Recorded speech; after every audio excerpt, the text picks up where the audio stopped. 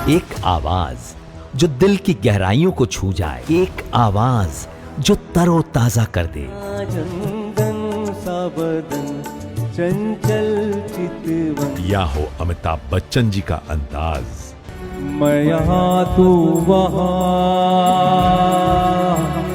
चाहे हो सदाबहार नगमे मुकेश चंद माथुर जी के। ये मेरा दीवाना। For the natural voice of Mukesh, Salim Malik. दोस्तों, आज हमारे इनर वाइब्स के गेस्ट हैं नेचुरल वॉइस ऑफ मुकेश के नाम से जानने वाले जनाब सलीम मलिक साहब। जो बिरुद आपको मिला है नेचुरल वॉइस ऑफ मुकेश, वो तो है ही, लेकिन एक और वर्ल्ड रिकॉर्ड आपके नाम है। हाँ। और वो मुकेश जी के गानों को एक साथ एक के ऊपर एक करके 100 गानों को एक ही सिटिंग में, यानी एक ही शो के अंदर कंटिन्यू गाना, और वो भी मुकेश जी की 100वीं जन्म शताब्दी पे। हम जो मोहल्ले में रहते थे, जहाँ देखो वहाँ जुआ चलता था। अच्छा। बच्चे भी जुआ खेलते, और जुए को बहुत नॉर्मल चीज़ गिनी जाती थी। ऐसे माहौल में मैं रहा हूँ। कई बार ऐसा होता था, ये शो में आपको 2 गाने गाऊंगा, आप आ जाना प्रेमा भाई हॉल में, इतने बजे रात का शो है। और जाके बैठे हैं, 3 घंटा तक बैठे रहे और शो ख़त्म हो गया। और वो ऑर्गेनाइजर बोलता है कि फिर कभी ले लूँगा तेरा गाना, चल आज तो बहुत हुआ। तो ऐसा भी कई बार हुआ। तो पेमेंट की तो बात अलग थी, मगर एक गाना मिल जाए, एक गाना तो बहुत बड़ी बात है। एक समय आया जब आपको कल्याण जी भाई के साथ एक मौका मिला था मुलाकात का या गाने का।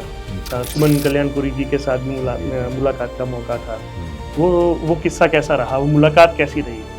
तो मैं कहा करता था दोस्तों में और सब में कि 50 साल में मैं ये बंद कर दूंगा और मैं रिटायर हो जाऊंगा। एट द एज ऑफ 50 हाँ, मैं रिटायर हो जाऊंगा। यस। और मैं अपनी पसंद के काम करूंगा, चाहे ट्रैवलिंग हो, चाहे सिंगिंग हो, या जो भी। उस वक्त मुझे पता नहीं था मैं क्या करूंगा। तो सर, आपने इंडिया के अंदर 1200 से ज़्यादा शोज़ किए हैं और विदेश में भी 50 से ज़्यादा शोज़ किए हैं। तो इन जितने भी आपने शोज़ किए हैं, उसमें सबसे यादगार अगर मैं आपको कहना चाहूँ 1 या 2 शोज़, वो कौन से हैं? तो कई बार ऐसा होता है कि आप क्लासिकली कितने भी ट्रेंड, मगर आपने वो गाना सुना नहीं ठीक से, तो जो मुर्की आई है वहाँ पे, जो हरकत लेनी है, वो आपको पता नहीं है, इसलिए आपने नहीं गाई। मगर ऑडियंस में मैसेज ये जाएगा कि इसने ये नहीं गा पाया। लेकिन एक गाना ऐसा है जहां पर आते ही अचानक से आपका गला बंद हो जाता है। किसी की मुस्कुराहटों पे हो निशान, किसी का दर्द मिल सके तो ले उधार, किसी के वास्ते हो तेरे दिल में प्यार, जीना इसी का नाम है।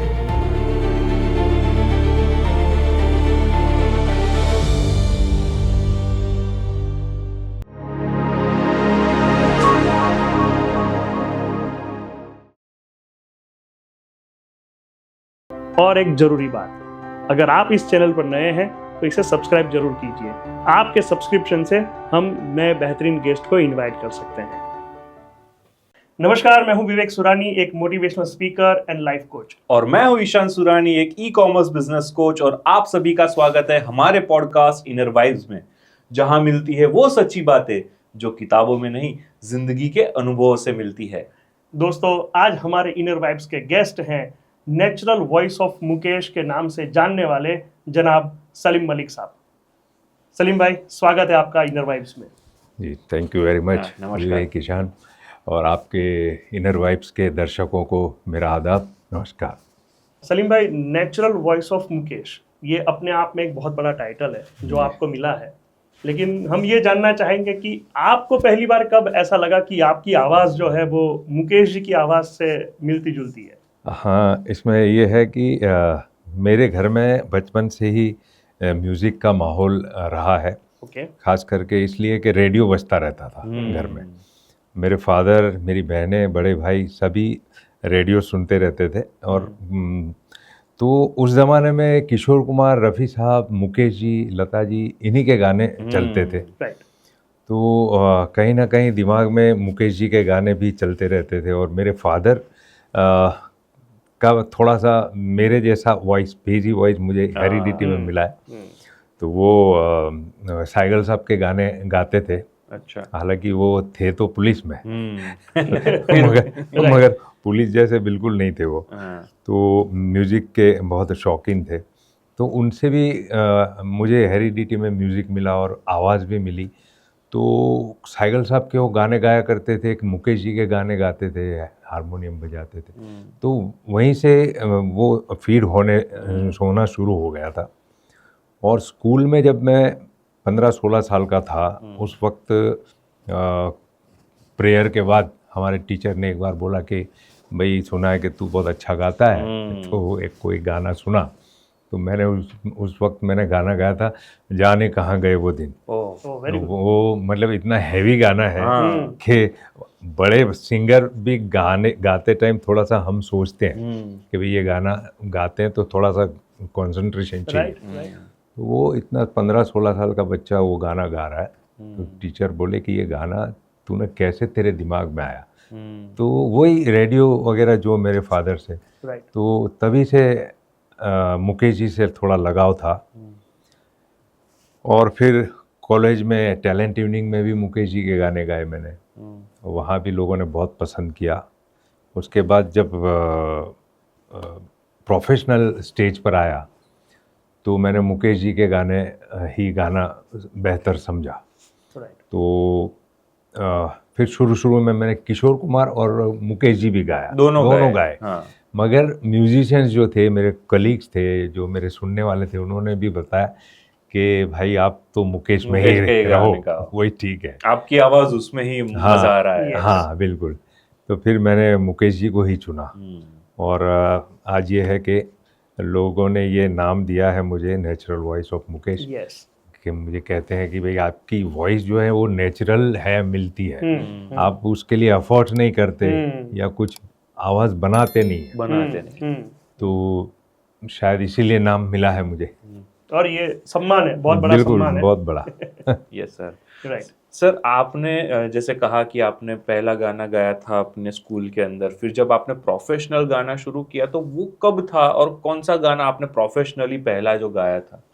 प्रोफेशनल गाना मैंने पहला गाया था वो तेरे प्यार का गम, ओह, मुकेश जी का। वाह। और तब वो मेरी पसंद का गाना था। तो जो म्यूजिशियन थे हमारे उस वक्त थे वेस्ली मैकवान, जो गुजरात के बहुत बड़े म्यूजिशियन थे, और उनके जैसा कीबोर्डिस्ट अभी तक नहीं आया, मैं ये दावे के साथ कहता हूँ। बहुत इज्जत अभी भी लोग करते हैं, वो तो गुजर गए। मगर उन्होंने कहा कि यार ये गाना तो ठंडा होगा, मज़ा नहीं आएगा। तो मैंने बोला एक बार सुन लो आप, अगर ठीक लगता है तो। उसकी थोड़ी हाँ स्लो है। हाँ। तो फिर जब रिहर्सल में मैंने गाया तो उसने बोला कि यही गाना गाओ फिर। अच्छा। और वो गाना मेरा स्टेज का पहला गाना था मुकेश जी वेरी का। गुड। और वो गाना जब आपने गाया था तब आपको कवर कितने का मिला? कवर कवर तो उस वक्त तो कवर का कि आप पेमेंट का सोच भी नहीं सकते। वो ज़माने में स्टेज पर कोई लाए आपको अगर एक आध गाने के लिए, वो भी बहुत बड़ी बात थी। कई बार ऐसा होता था कि भाई बोलते थे कि भाई आपको चलो ये गाने में, ये शो में आपको 2 गाने गवाऊंगा, आप आ जाना प्रेमा भाई हॉल में इतने बजे, रात का शो है। और जाके बैठे हैं और पूरा 3 घंटा तक बैठे रहे और शो ख़त्म हो गया और वो ऑर्गेनाइज़र बोलता है कि आप हुआ नहीं यार, आज फिर कभी ले लूँगा तेरा गाना, चल आज तो वो हुआ नहीं। तो ऐसा भी कई बार हुआ। तो पेमेंट की तो बात अलग थी, मगर एक गाना मिल जाए, एक गाना तो बहुत बड़ी बात। मतलब चांस मिल जाए, हाँ, वही चांस। आपका पारिश्रमिक था उस टाइम। बिल्कुल हाँ, क्योंकि सोशल मीडिया था ही नहीं ना। आपको सुनने के लिए स्टेज पर जाना ही पड़ेगा आपको। हाँ। वरना तो कौन सुनेगा आपको, कहाँ सुनेगा। जितने भी लोग आए हैं वही आपकी ऑडियंस वही है। अगर 400 लोग हैं तो 401 आदमी ने आपको नहीं सुना है। हाँ। वही 400 जानते हैं। जब तक आप लोगों के सामने खड़े होके गाते नहीं तब तक आप बिल्कुल पहुंच नहीं पाते। और उस टाइम पे आप वो स्टेज पे एक चांस मिल गया तो वही पहुंचना, वही बहुत बड़ी बात होती थी। वो एक एहसान होता था। और मुझे, मैं अभी नाम देना चाहूँगा पारुल व्यास, जो बहुत लेजेंडरी सिंगर है हमारे गुजरात की। उन्होंने मुझे सबसे पहले स्टेज पर ब्रेक दिया था। अरे वाह। और उन्होंने भी मुझे मुकेश जी में ही गाने को कहा था। अच्छा। ओके। तो अभी भी मैं उनको दीदी कहता हूँ। हम्म। उन्होंने काम अभी कम कर दिया है, मगर अभी भी गुजरात में अगर ऑर्केस्ट्रा में देखा जाए तो उनके जैसी सिंगर मिलना मुश्किल है। अच्छा। बहुत इज्जत से वाह, नाम लेते हैं लोग। वाह। बहुत बढ़िया। तो वहाँ से वो जर्नी शुरू हुई जी। और एक से एक बढ़ के मुकाम आपने हासिल किए हम्म। और इंडिया में तो बहुत शो किए, जी हाँ। इंटरनेशनल का चांस कैसे मिला? हाँ, ये सोशल मीडिया का रहमो करम पे हुआ ओके। कि मैं जब यहाँ गाने गाए और यूट्यूब पे मैंने गाने रखे तो सबसे पहले मुझे यूके से फ़ोन आए। हमारे वहाँ पे एक प्रमोटर है वीरू भाई वाकानी करके, उनका फ़ोन आया कि भैया हम आपको यूके बुलाना चाहते हैं। तो उनसे बात हुई, मगर ऐसा रहता है ना कि पहली बार अगर कोई बुलाता है तो पेमेंट में थोड़ा सा आगे पीछे होता वो है। सोचते हैं कि भाई एकदम कम रेट में आप आ जाओ, आपको हम यूके घुमाएंगे, ये वो ऐसा। तो 4-6 महीने नेगोशिएशन में निकल गए, मगर फिर वीरू भाई ने मुझे, जो हमारी बात हुई नेगोशिएशन, उसके हिसाब से वो थोड़ा कन्विंस हुए और उन्होंने मुझे सबसे पहले बार बुलाया यूके। तो वो यूट्यूब की वजह से, सोशल मीडिया की वजह से मिला मुझे शो। और उसके बाद फिर आपको माउथ पब्लिसिटी से काम मिलता रहता है। एक से दूसरे, दूसरे से तीसरे, ऐसे हाँ, अभी साउथ अफ्रीका से मुझे बुलावा आया। इस तरह से अभी कोई ऐसे भी कंट्रीज में हम जाते हैं जिनका नाम भी लोग नहीं जानते। अच्छा। बहुत छोटा सा कंट्री है, अभी मैं जाके आया और अभी जा रहा हूँ फिर जनवरी में, वो सूरीनाम। सूरीनाम, या साउथ अमेरिका में एक छोटा सा कंट्री है जहाँ पे सिर्फ 6 लाख पॉपुलेशन है। ओह। हाँ, तो फिर उसमें मुकेश के गाने कैसे? वहाँ आपको जान के ताज्जुब होगा कि वो छोटा सा कंट्री है जिसमें जितने इंडियंस लोग रहते हैं ना, वो मुकेश जी के डाई हार्ट फैन है। क्या बात? अच्छा। यस। वहाँ तक कि मैं एक गाना गा रहा हूँ और मेरे साथ वो मुकेश जी का गाना पूरी पब्लिक गा रही है। वाह। और मोखड़ा नहीं, अंतरा भी गा रही है। अरे वाह। अच्छा। मतलब इतना सारा उनको मुंह जबानी मुकेश जी के गाने याद है। तो वो लास्ट ईयर में गया था तो लोगों ने बहुत पसंद किया, अभी फिर वो लोग बुला रहे हैं। तो मुकेश जी का तो परचम पूरी दुनिया में, सबसे पहले इंटरनेशनल शो करने वाले भी मुकेश जी थे। वो मॉरिशस में सबसे पहला शो किसी ने नहीं किया था इंडियन प्लेबैक सिंगर्स में, पहले मुकेश जी गए थे। तो आप तो अभी कह रहे हैं कि आप बहुत सारे कंट्रीज अभी घूम रहे हैं, जा रहे हैं, लेकिन जब आप पहली बार गए थे राइट शो करने के लिए, वो अनुभव कैसा था वहां जाना? बहुत बहुत चार्मिंग। मतलब ऐसा था कि जिंदगी में पहली बार जा रहे हैं, कैसा होता होगा, मतलब फिल्मों में देखा कि लंदन ऐसा है, लंदन वैसा है, फिल्मों में देखते हैं। जब एयरपोर्ट से बाहर निकले तो वहाँ की फिज़ा, ठंडी हवा, मतलब अलग ही बहुत अलग फील किया था। और वहाँ के लोगों ने इतना प्यार दिया कि मुझे पहली बार में भी इनसिक्योरिटी फील नहीं हुई। हाँ। कि मैं अकेला हूँ, यहाँ मेरा कोई नहीं है, ऐसा नहीं हुआ। ये एक बहुत अच्छी बात थी। वहाँ गुजराती, मेरा ऑडियंस सब गुजराती लोग हैं ज़्यादातर। और बाकी इंडियंस भी है, इनफैक्ट पाकिस्तानी लोग भी आते हैं सुनने के लिए मुकेश जी को। तो वहाँ पे इतना प्यार मिला कि मुझे कभी ऐसा नहीं लगा कि मैं यहाँ अकेला हूँ। पहला अनुभव बहुत अच्छा रहा। लंदन गया था मैं, क्योंकि एज एन आर्टिस्ट मुझे पता है कि हम जाते हैं तो सिर्फ हमें वहाँ जाके प्रेजेंट नहीं, उन्हें बहुत सारी टेक्निकल चीजें भी होती हैं। हाँ, जब यहाँ है तो पता होता है कि चलो एक माइक बंद हो गया तो कहीं और से कैसे मैनेज करना। लेकिन वहाँ जाते हैं तो अगर वो वाइब नहीं मिलती है तो बिल्कुल दिक्कतें बहुत आती हैं। आपको हर तरह से तैयार रहना पड़ेगा। हो सकता है पब्लिक आपको बहुत प्यार दे, हो सकता है आपको रिजेक्ट भी कर दे कि पसंद ना करे, या आपका हुटिंग हो सकता है, कुछ भी हो सकता है। फॉरेन में तो ये तो पॉसिबिलिटी रहती है। तो थोड़ा सा आपको फुल तैयारी से जाना पड़ेगा। और मैंने पूरी तैयारी से गया था, लोगों ने बहुत प्यार दिया। वैसे सलीम भाई, हम ना स्पेशली मैनिफेस्टेशन एक सिखाते हैं लोगों को। माइंड पावर क्या होता है, मैनिफेस्टेशन क्या होता है। जैसे कि कुछ भी हम शब्दों से क्रिएट करके अपने जीवन में उस चीज़ को बुला रहे हैं, उसे कहते हैं मैनिफेस्टेशन। कि कुछ भी हमको डिक्लेयर करना है और डिक्लेयर किया वो चीज़ आने वाले समय में हमारी ज़िंदगी में फिजिकल वर्ल्ड में वो बन जाती है।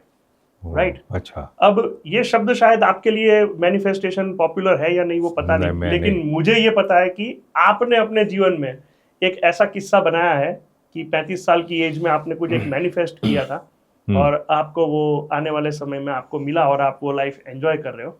वो एक किस्सा है, वो जरा सुनाइए। बिल्कुल। ये मेरे लिए ये शब्द भी नया है, मैनिफेस्टेशन, मगर ऐसा मेरे लाइफ में हुआ है ये कि मेरे सब दोस्तों को मेरे घर में मैंने बोला था, जब मेरी एज 30-35 साल की रही होगी, कि मैं 50 साल तक ये कॉन्ट्रैक्टरशिप करूँगा। बराबर। उसके बाद मुझे ये धंधा, मतलब ये बिजनेस में जो था मैं कॉन्ट्रैक्टरशिप में, वो मुझे इतना पसंद नहीं था, मैं सिर्फ पैसे कमाने के लिए करता था। मगर अंदर से मैं आर्टिस्ट ही था, मुझे कभी उसमें जॉब सेटिस्फेक्शन नहीं मिला। तो मैं कहा करता था दोस्तों में और सब में कि 50 साल में मैं ये बंद कर दूंगा और मैं रिटायर हो जाऊंगा। एट द एज ऑफ 50 हाँ, मैं रिटायर हो जाऊंगा। यस। और मैं अपनी पसंद के काम करूंगा, चाहे ट्रैवलिंग हो, चाहे सिंगिंग हो, या जो भी। उस वक्त मुझे पता नहीं था मैं क्या करूंगा, मगर मैंने बोला था कि मैं अपनी पसंद का काम करूंगा। तो ऊपर वाले की करम इतना रहा कि वो मैं कर सका। और आपने जो कहा वैसा हुआ कि 50 साल में, एग्जैक्टली 50 साल में मैं रिटायर्ड हुआ। मेरे बेटे को मैंने बोला कि भाई ये बिजनेस अब आप संभालो। और फिर मैंने गाना शुरू किया, शौकिया तौर पे। दोस्तों में गा रहे हैं, महफिलों में गा रहे हैं, मगर वो पता नहीं था कि ये मेरा फिर से एक दूसरी इनिंग हो जाएगी गाने की, सिंगर की, और लोग इतना पसंद करेंगे। तो ये मेरी ज़िंदगी में हुआ है, आपने ऑब्जर्व किया। तो इसके लिए मैं आपको धन्यवाद देता हूँ। और हम तो ऑब्जर्व करेंगे ही, क्योंकि व्यूअर्स को नहीं मालूम है कि हमारा रिश्ता कितना पुराना है, और हम आपकी दोनों इनिंग्स के विटनेस हैं। आपके कॉन्ट्रैक्टर के बिजनेस जब आप कर रहे थे तो वो भी हमें पता है, और जब आपने सिंगिंग स्टार्ट किया, मुगीश किस तरीके से, आपका लड़का जो बेटा है जो मुगीश, वो भी मेरा बहुत अच्छा दोस्त है। तो इतने सालों का हमारा रिश्ता है, तो हमें पता है कि कैसे आपने शिफ्ट किया। इसी वजह से हमें पता है कि आपने उस टाइम पे भी बोला था, जब उस टाइम पे हम आपसे मिले थे, तो आपने बोला था कि ये 50 साल तक मैं करूंगा, और उसके बाद मैं अपने चॉइस का काम करूंगा। बिल्कुल। और मजे की बात ये है कि मतलब वो क्राइटेरिया कुछ नहीं था कि अगर मैं पैसे वाला होऊंगा तो ही बंद करूंगा। मतलब जो स्टेज पे हूँ, चाहे मैं फाइनेंशियली जो पोजीशन में हूँ, मैं वहाँ स्टॉप करूंगा। तो मैं कर सका, वो ऊपर वाले की दया करम। राइट। जो बिरुद आपको मिला है नेचुरल वॉइस ऑफ मुकेश, वो तो है ही, लेकिन एक और वर्ल्ड रिकॉर्ड आपके नाम पे है जी। हाँ। और वो मुकेश जी के गानों को एक साथ, एक के ऊपर एक करके 100 गानों को एक ही सिटिंग में, यानी एक ही शो के अंदर कंटिन्यू गाना, और वो भी मुकेश जी की 100वीं जन्म शताब्दी पे। तो वो भी आपके साथ ही एक जबरदस्त टाइटल है। तो वो पूरा माहौल कैसे बना, आइडिया कैसे आया, थोड़ा सा उसके बारे में बताइए। जी। वो ऐसा था कि मुकेश जी के 100 साल हुए थे जन्म के। तो मैं और मेरा दोस्त है, बचपन का दोस्त है उमेश, हम दोनों कहीं ट्रैवलिंग कर रहे थे। तो उसने कहा कि तूने कुछ ये 100 साल मुकेश जी के हो रहे हैं, तो मैं हर साल एक ट्रिब्यूट का शो करता हूँ अगस्त में। तो उसने कहा इस बार क्या कर रहा है, 100 साल हो रहे हैं मुकेश जी के जन्म जयंती के। मैंने बोला मैंने कुछ सोचा तो नहीं है अभी, मगर तू बता क्या करना चाहिए। तो पहला सजेशन उसका ये था कि तू 100 घंटे तक गाने गा। तो मैंने उसको बोला कि तेरा प्लानिंग मुझे मारने का है क्या? 100 घंटे गा के तू मुझे मार देना चाहता है, गला पूरा। हाँ। तो वो बोले हाँ यार 100 घंटे तो बोले क्या करेंगे? तो मैंने एक काम कर सकते हैं, 100 गाने गा सकते हैं। 100 गाना एक साथ गाना वो भी बहुत बड़ी चैलेंज है, मगर ये कर सकते हैं, कोशिश करें चलो। तो वहाँ से एक सोच आई, जैसे आपने कहा। उसके बाद कुछ दोस्तों का सपोर्ट मिलने लगे, और मज़े की बात यह है कि मैंने पूरा फाइनेंशियली उसकी डिज़ाइन तैयार की। वो शो पड़ रहा था 5.5-6 लाख में, क्योंकि पूरा दिन हॉल लेना, पूरा दिन Musicians. ऑर्केस्ट्रा रखना, Musicians. आर्टिस्ट को रखना, Right. और सब पूरा उसका जो खर्चा है Yes. वो सब मिला के 5.5 लाख, उनको दोपहर को खाना, शाम को ये वो सब चलता है खर्चा पूरा दिन। तो मैंने बोला इतने सारे पैसे हैं तो कुछ किसी को स्पॉन्सरशिप ढूंढनी पड़ेगी ये वो। मगर हमने डिक्लेयर कर दिया कि देखा जाएगा जो भी होगा। मुकेश जी के नाम पे वैसे हम कमाते ही हैं शोज करके, तो हाँ, कभी थोड़ा खर्चा भी tribute कर दे देंगे। हाँ। मगर हमने रिस्क ले लिया दोनों तरीके के, गाना भी और फाइनेंशियल भी। तो धीरे धीरे बुकिंग आने लगी। अच्छा, उसमें हमने तय ये किया कि टिकट सस्ती रखनी है, क्योंकि मुझे ऐसे लोगों को बुलाना है जो मुकेश जी को प्यार करते हैं। हाँ। उसमें कोई गरीब भी हो सकता है और पैसे वाला भी पैसे हो वाला सकता है, कोई भी हो सकता है। Right. तो सब लोग टिकट देखे, तो मैंने टिकट का रेट रखा सिर्फ 200 रुपये। अच्छा। Oh. कहीं भी बैठो आप, 200 रुपये, वहला ते पहला, ऐसे गुजराती First come में। first. हाँ, फर्स्ट कम। तो उस हिसाब से हमने किया, मगर कुछ सपोर्ट मिला दोस्तों का। और लास्ट में एक हमारे दोस्त है निर्मल सिंह करके, धोलेरा में उनका बहुत बड़ा काम है। वो बहुत अच्छे म्यूज़िक लवर है, और हमारे जो एक्स कैबिनेट मिनिस्टर है भूपेंद्र सिंह जी चुड़ासमा, हाँ, भूपेंद्र सिंह जी। उन्होंने भी मुझे काफ़ी सपोर्ट किया, वो भी आए थे शो में। तो वो निर्मल सिंह जी ने मुझे कहा कि सलीम, जो भी खर्चा होता है तुम देखो आपकी इनकम कितनी होती है, क्या बाद में जो भी आपको कम पड़ता है वो मेरे से ले लें। अरे वाह That's it. वाह। वाह। तो वहाँ मेरा पिक्चर पूरा हो गया। बोले अब आप सिर्फ गाने में ध्यान दो, आप ये सब का छोड़ो, फाइनेंशियली क्या होगा क्या नहीं। तो मैंने फिर पूरा कंसंट्रेशन गाने में किया। और उसमें सबसे बड़ी चैलेंज ये थी कि हमने कोई रिहर्सल नहीं किया था। मैंने 100 गानों का लिस्ट दे दिया संदीप क्रिश्चियन को। हाँ, जो ऑर्केस्ट्रा मैनेज हाँ, करता है। ऑर्केस्ट्रा है। और मेरी जो फीमेल सिंगर्स थी पायल वखारिया, दीपाली शास्त्री, वो दोनों को ड्यूएट का दिया मैंने, सोलो वगैरह। तो 100 गानों का लिस्ट दिया, और कोई रिहर्सल नहीं हुआ, कोई प्रैक्टिस नहीं हुई। वरना ऐसे जब मैंने देखे हैं कि और भी आर्टिस्ट लोगों ने ये ऐसे शो किए हैं, तो वो लोगों ने एक बार रिहर्सल किया है हाँ, कि भाई मेरा गला 100 गानों तक चलेगा चलेगा या या नहीं नहीं चलेगा। चलेगा, that is the 10 main challenge. 10-11 घंटे हाँ। आप बोलोगे तो गला थक जाएगा। Yes. ये तो गाना है। हाँ, हम भी स्टेज पे से पूरा दिन बोलते हैं, हमें पता है क्या हालत बिल्कुल। होती है। और मैंने भी 3-3 घंटे के शोज किए हैं, तो लास्ट में 2-4 गानों में गला थक जाता है। है। तो ये भी एक चैलेंज थी कि क्या होगा पता नहीं, मगर मैंने पता नहीं अंदर से कुछ था कि वाइब्स थे कि हो जाएगा। ये आपने जो नाम दिया इनर वाइब्स, इनर वाइब्स। तो अंदर से था वो कि हो जाएगा। और आप सच मानो कि जब 25 गाने तक मैं बहुत डरा हुआ था, और 25 गानों के बाद मेरी आवाज़ जो खुली है, मुझे लगा कि कहीं आशीर्वाद बरस रहे हैं, एकदम स्पिरिचुअल में हो गया था वो। कुछ ब्लेसिंग्स आ रहे हैं ऊपर से, और कैसे गाने हो रहे थे, कैसे मेरा गला चल रहा था, मुझे खुद पता नहीं।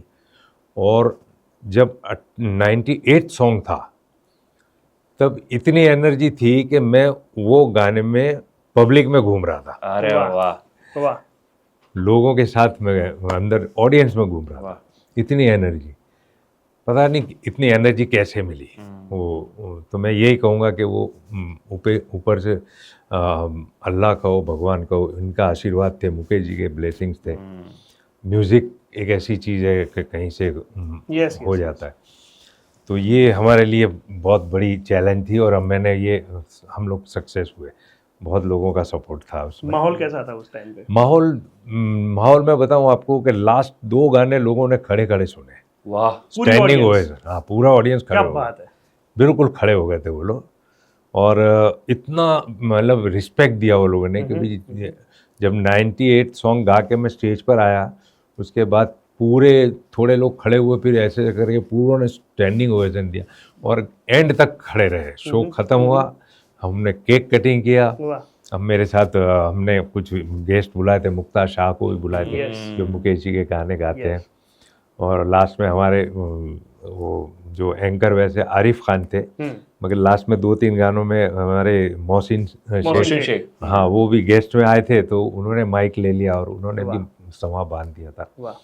तो और सबसे बड़ी एक चैलेंज आपको बताऊं ये थी कि 100 गाने आपको गाने हैं और वो भी शो जो हॉल का टाइम है 12:30 बजे, 12:30 बजे वो पर्दा गिरा देते हैं। ओके, उसके कॉर्पोरेशन पहले का रूल होगा ऐसा हाँ कुछ? वो रूल है, वो 12:30 के पहले आपको 100 गाने पूरे करने हैं। खत्म करना है। हाँ। ऐसा नहीं कि तो आप गाते रहो 12 बजे 1 बजे तक भी। तो वो भी एक बहुत बड़ी चैलेंज थी कि टाइम भी संभालना था। तो ऊपर वाले का ऐसा करम रहा कि 12:15 बजे मेरे 100 गाने पूरे हुए ओके, और 15 मिनट हमने सेलिब्रेशन किया, अरे वाह। मुकेश जी का 100वां जन्मदिन, बहुत केक बढ़िया। कटिंग किया। तो ये बहुत ही अच्छा अनुभव था मेरा। राइट। Yeah.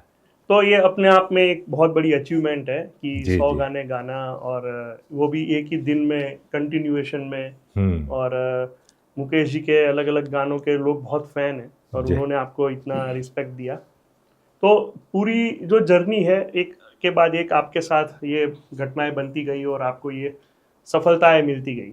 जी, तो आपके फैमिली का कैसा सपोर्ट रहा इसमें? फैमिली का बहुत अच्छा सपोर्ट रहा। कोई भी आदमी फैमिली के सपोर्ट के बिना कुछ बन नहीं सकता, कुछ कर भी नहीं सकता।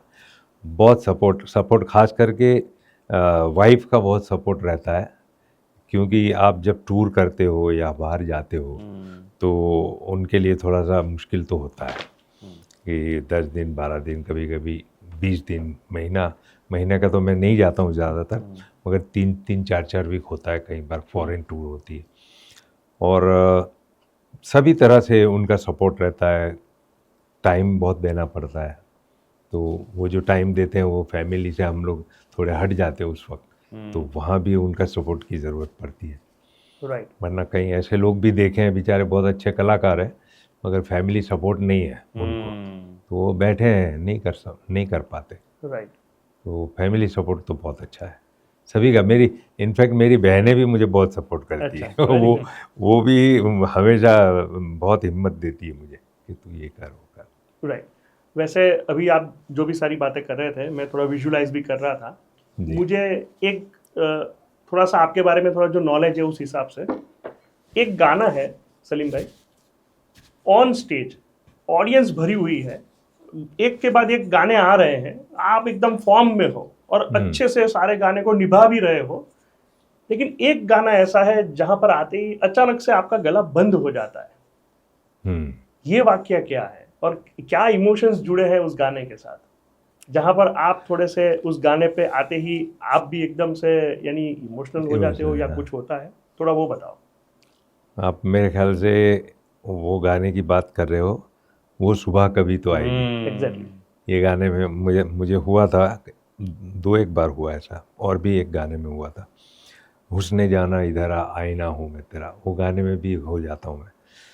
तो ये गाना जो है वो सुबह कभी तो आएगी, वो गाना एक्चुअली एक तो उसका कंपोजिशन जो है खयाम साहब ने किया है, बहुत प्यारा है। यस। और मुकेश जी ने जो गाया है, आशा भोसले ने उसमें जो आलाप लिए हैं, तो वो कभी कभी तो लोग भी खो जाते हैं, जैसे मैं खो जाता हूँ, वो गाना ऐसा है। और वो गाने में मैं हमेशा एक्सपेक्ट करता हूँ कि लोग आराम से सुने, कोई डिस्टर्बेंस ना हो। अभी एक शो उमरेठ में मेरा शो था, तो ये गाना था और पब्लिक कोई 2-4 लोग आए तो वो बोलते अरे यहाँ बैठ जाओ, चेयर एक दूसरे को दे रहे हैं, Exchange एक्सचेंज कर रहे हैं, रिस्पेक्ट एक दूसरे का कर रहे हैं। मैंने लिटरली गाना बंद कर दिया स्टेज पर। संदीप मेरे साथ था, मैं बोला बंद करो यार। तो संदीप बोले क्या हुआ? मैं बोला ये लोगों को सेटल हो जाने दो, आप लोग सेटल हो जाओ, आप तैयार हो, ये गाने के लिए आपको तैयार होना पड़ेगा, तभी ये गाना सुन पाओगे। फिर वो लोगों ने माहौल ठीक किया, और जो ऑर्गेनाइजर थे वो हमारे दोस्त ही थे, संजय भाई, उन्होंने बोला बाद में कि ये आपने बहुत अच्छा किया, और नहीं ये गाना मर जाता। तो ये गाना ऐसा है कि उसमें थोड़ा सा इमोशंस आ ही जाते हैं, और ख़ास करके साहिर साहब ने जो लिखा है, उसके जो लिरिक्स आप देखो, राइट, कि माना के दूसरा जो अंतरा तेरे मेरे, माना के अभी तेरे मेरे जज्बातों की कीमत कुछ भी नहीं, इंसानों की कीमत कुछ भी नहीं, सिक्के की कीमत ज़्यादा है, इंसानों की कीमत नहीं। ये सब जो लिरिक्स आते हैं, हाँ, तो वो जो अपने देश की जो हालत थी उस वक्त वो उन्होंने वहाँ पे बयान की थी Right. और ये उम्मीद भी बताई थी कि वो सुबह कभी तो कभी तो आएगी, कभी तो हम बनेंगे। Yes. तो अभी हम देख रहे हैं हमारी बन रहे हैं, प्रगति बन रहे है, हैं। हाँ बिल्कुल हमारा देश आगे बढ़ रहा है।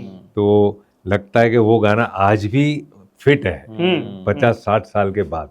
सही है, हाँ बहुत जी। बहुत और वो लिखा गया इस लिखा तरीके गया से है, है जी। कि वो आज भी हमें वो जिंदा लगता है वो जिंदा गाना। है, हाँ तो सर आपने इंडिया के अंदर 1200 से ज्यादा शोज किए जी। हैं और विदेश में भी 50 से ज्यादा शोज किए हैं। तो इन जितने भी आपने शोज किए हैं उसमें से सबसे यादगार अगर मैं आपको कहना चाहूँ एक या दो शोज, वो कौन से हैं और क्या वाकये है उसके पीछे जो यादगार है आपको? यादगार शो में मुझे अगर याद आए तो एक शो हुआ था बड़ौदा में, वो थीम थी सलील चौधरी। हाँ ओके।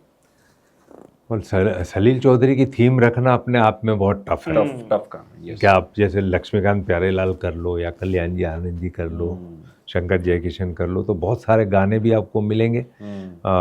सलील चौधरी में रफ़ी साहब के भी गाने थे, मुकेश जी के भी थे, लता जी सब थे। तो उनके जो ऑर्गेनाइजर थे वो रमेश तांजोरकर करके एक थे, वो बहुत बड़े ज्ञानी और म्यूज़िक सिखाने वाले थे, क्लासिकल वो सब सिखाते थे। तो उन्होंने मुझे एक लिस्ट दिया गाने का, उसमें एक गाना था मुकेश जी का नैन हमारे सांझ सकारे। हाँ वो बहुत अलग गाना है। तो मुझे डेट बुक करने के बाद उन्होंने वो हर 2-3 दिन के बाद मुझे फ़ोन करते थे क्यों?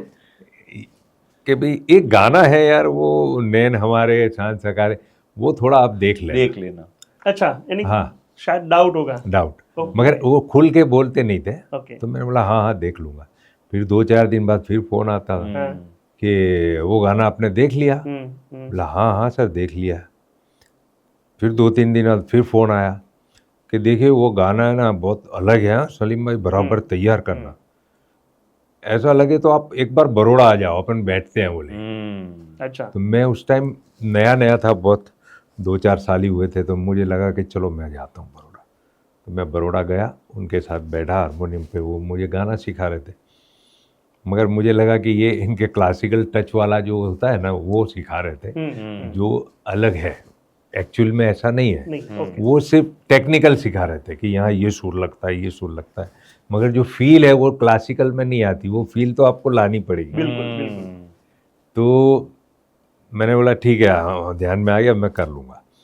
और शो के दिन ऐसा हुआ कि पूरे शो में एक ही गाना वंस मोर हुआ और वो हुआ नैन हमारे साथ। अरे क्या वाह, बात है, वाह, क्या बात है, क्या बात। बखूबी निभाया। हाँ, मुझे पता था, मुझे पूरा पता था कि मैं गाना उनका रिस्पॉन्स कैसा था? मगर उनका रिस्पॉन्स तो ये हुआ कि वंस मोर की इतनी चिल्लाहट हुई। हाँ। तो वो अनाउंसर बोलता है कि मतलब दें या नहीं दें।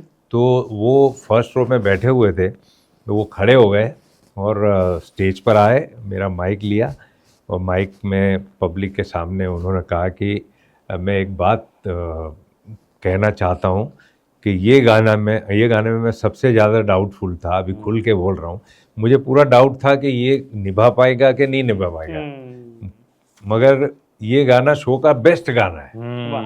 और मुझे उन्होंने गले लगा के हक करके बधाई दी और बोले कि नहीं वंस मोर आप एक अंतरा होना चाहिए। तो वो वंस मोर, वो बड़ा यादगार शो था मेरे लिए। दूसरे भी काफ़ी अच्छे शो हुए हैं। कुछ ऐसा भी हुआ था कि राजकोट में एक बार शो था और मैंने गलती से कहीं और डेट ले ली थी। ये बहुत बड़ी मतलब इस याद रखने का वो अलग अंदाज से याद है, वो बहुत बुरी तरह से याद है। वो मैंने डेट ले ली और दोनों तरह ऐसे थे कि वो मेरे बिना चलेगा नहीं, वो भी नहीं छोड़ेगा। राजकोट में था तो दूसरा कहाँ था? दूसरा बावला में था। अच्छा, बावला में शादी का शो था, तो बहुत डिस्टेंस और वो फैमिली मेरी बहुत ही डाई हार्ट फैन। तो वो तो जो बेटी की उनकी शादी थी, तो वो उसके पापा मेरे को बोले कि मेरी बेटी ऐसा बोलती है कि खाने में अगर 1-2 आइटम कम करोगे ना, खर्चा आपको ज़्यादा अगर हो जाए तो चलेगा, मगर शो तो सलीम मलिक का ही रखना, चाहे महंगा हो। बोले Right. इतनी पूरी फैमिली। Right. अब ये नहीं छोड़ सकता, वहाँ मेरे नाम से टिकटें बिकी हुई है वो टिकट हेमू शो रहा है। गढ़वी हॉल में। हाँ, बहुत तेरी। और मैं और बंकिम पाठक हम दोनों साथ में थे। हम्म। तो ऐसा हुआ कि यहाँ पे 1 घंटा मैंने गाया गाना, और 1 घंटा गा के यहाँ से कार में मैं 2.25 घंटे में, वो ड्राइवर ने मुझे 11:15 बजे वहाँ पहुँचाया इंटरवल में। ओ। और इंटरवल के बाद मैंने गाने गाए, इंटरवल के पहले बंकिम भाई भाई ने ने गाए। गाए। ओ। तो वो भी थोड़ा अलग Manage तरह से करना पड़ा। बहुत यादगार शो रहा था वो। तो ऐसा होता है, गलती हो गई थी बहुत बड़ी। राइट। लेकिन आपने जिस तरीके से उसको मैनेज किया, yes, दोनों- वो काबिले तारीफ और है। दोनों ने आपने मुझे कमिटमेंट निभाया अपना, यस यस यस। राइट, कि आपने दोनों जगह पे कमिटमेंट हाँ, लिया हाँ। है। एक तरफ फैन है, एक तरफ जी। टिकट शो है, और आपने दोनों को मैनेज किया। किया बिल्कुल। वाह। सलीम भाई, आपने जो भी काम किया अभी तक स्टेज पर, एक के बाद एक आप अचीवमेंट्स लेते गए, और जहाँ तक मुझे पता है कि एक समय आया जब आपको कल्याण जी भाई के साथ एक मौका मिला था मुलाकात का या हाँ। गाने का। सुमन कल्याणपुरी जी के साथ भी जी, जी। मुलाकात का मौका था। हम्म। वो किस्सा कैसा रहा, वो मुलाकात कैसी रही? हाँ, कल्याण जी, आनंद जी, मतलब आनंद जी भाई के साथ मैं 3 बार मैंने शो किए उनके अच्छा। Very good. तो ज़्यादातर तो मिलना कम हुआ था, मगर एक शो में सूरत में एक बार जब शो था हम, तब हम लोगों ने काफ़ी बातें की थी बैठ के।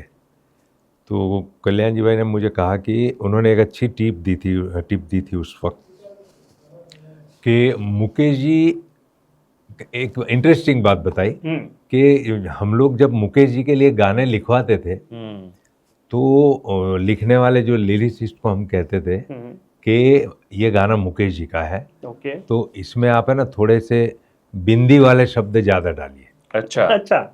जैसे पानी, हाँ हाँ। निगाहें, आहें, आंसू, तो उसमें जहाँ पे नेज़ल टच आता है। ओके। तो वो कहते थे कि मुकेश जी का नेज़ल टच जो था वो और किसी में नहीं था। अच्छा।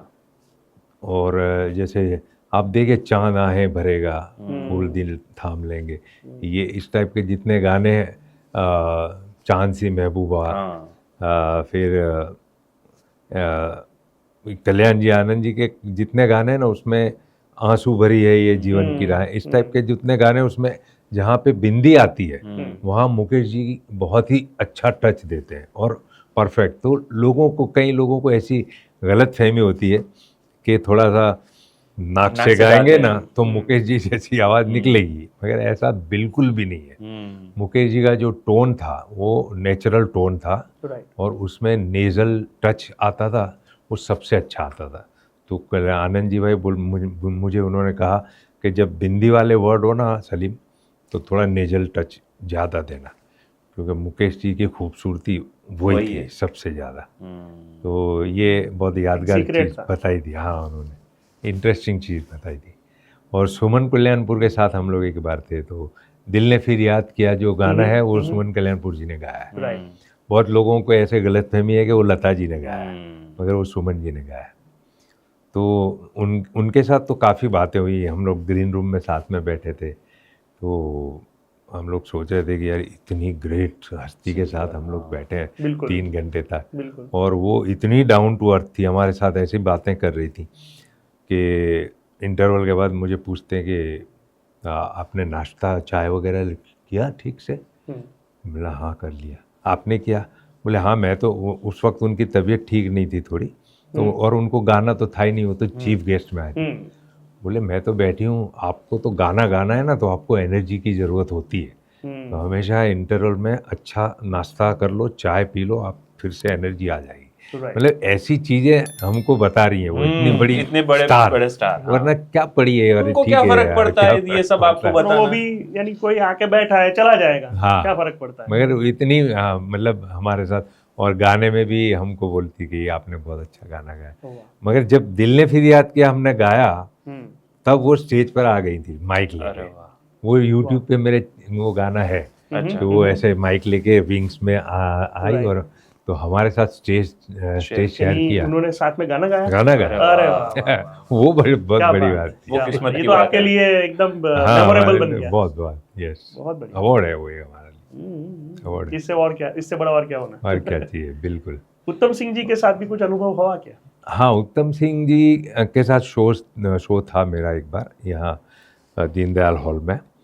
मगर उनका ऐसा था कि उनके साथ खास करके जो वायलिन, वो वायलिनिस्ट है, वो वायलिन बजाते। तो मेरे साथ मेरे मुकेश जी के गाने थे, उनकी कोई कंपोजिशन मैंने नहीं गाई। उनके कंपोजिशन तो बाद वाले है ना, बहुत ये दिल तो पागल है, ये गाने में उन्होंने बजाया। मगर जैसे संसार है एक नदिया, उसमें जो वायलिन बजाया वो उन्होंने बजाया, क्योंकि वो जो म्यूजिशियन होते हैं टीम में थे, वो टीम में एज अ वायलिन, तो वो मेरे गाने में उन्होंने बजाया था। और उनको वो ओरिजिनल कंपोजिशन एग्जैक्टली याद होती है कि, और उनका टच अलग होता है। हाँ बिल्कुल, काफ़ी बातें उन्होंने स्टेज पर शेयर की लोगों से कि हम लोग क्या करते हैं, नहीं ये वो सब कैसे कंपोजिशन किया था, क्या हुआ था, क्या नहीं हुआ था।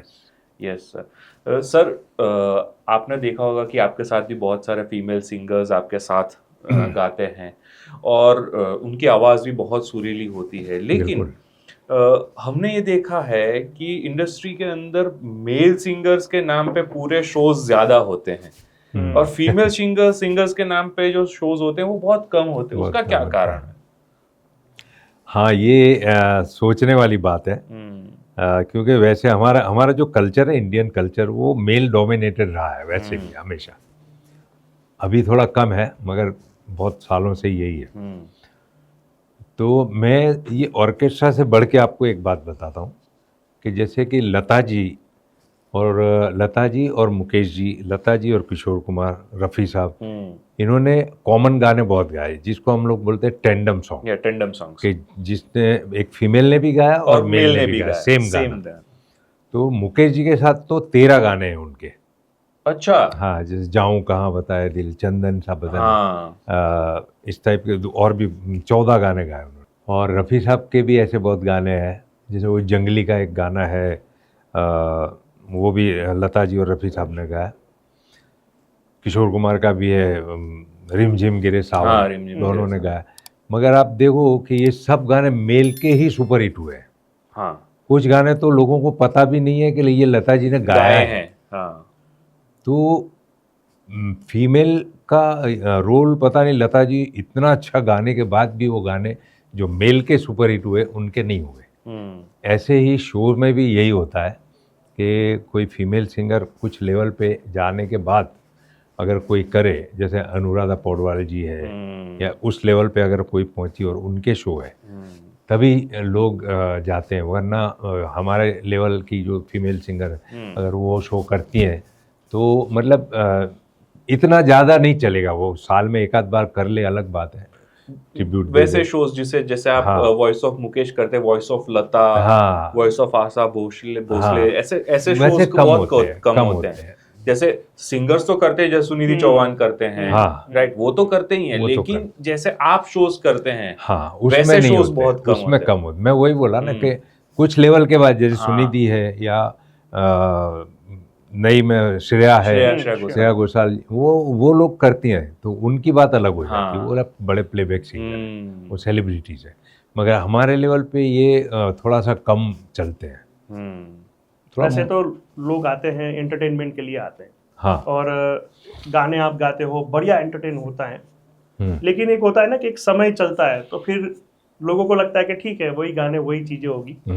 तो आपको भी इनोवेशन करना पड़ता होगा कहीं ना कहीं, कि भाई खाली गाने रखना या कुछ और कुछ करना, ताकि एंटरटेनमेंट का लेवल जो है उसको अप किया जाए। हाँ। तो इनोवेशन के लिए आप क्या करते हो?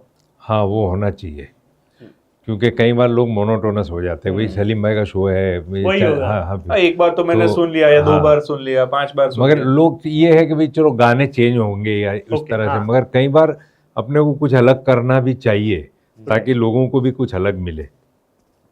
मैंने कई बार किया है। मैं एक तो अमिताभ बच्चन के गाने भी गाता हूँ, अच्छा, तो वो भी थोड़ा ऐड करता हूँ। कई बार थोड़े डायलॉग्स होते हैं, विजुअलाइज होता है, लिपसिंग होता है पीछे। अच्छा, मतलब स्क्रीन पे चल रहा है, हाँ, वो खाली सीन है, हाँ, और गाने आप गा रहे हो, हम गाने गा रहे हैं, बहुत बढ़िया। पीछे ओरिजिनल गाना चल रहा है, उसके और लाइव लिपसिंग कर रहे हैं। हाँ, लाइव लिपसिंग चलता है।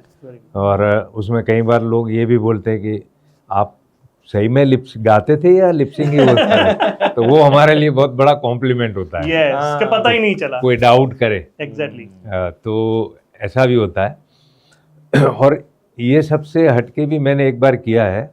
आप ही के पापा हमारे डॉक्टर रमजान भाई सुरानी जी बहुत रिस्पेक्टेबल हमारे लिए हैं और बहुत इंस्पायरिंग हमारे पड़ोसी भी रह चुके हैं आप लोग, तो हमारे लिए तो बहुत इंस्पायरिंग पर्सनालिटी है। तो एक बार मैंने ऐसा किया था एक शो में कि गाने हमने रखे थे मोटिवेशनल गाने, क्योंकि आपके पापा बहुत अच्छे मोटिवेशनल स्पीकर है यस। और थोड़ा सा मेरी ये भी लालच थी कि उनसे मैं ऐसा काम लूँ कि लोग मतलब उनको सुनने वाले भी आ जाए। एग्जैक्टली। राइट। तो हमको थोड़ा नया ऑडियंस भी मिले। 100%।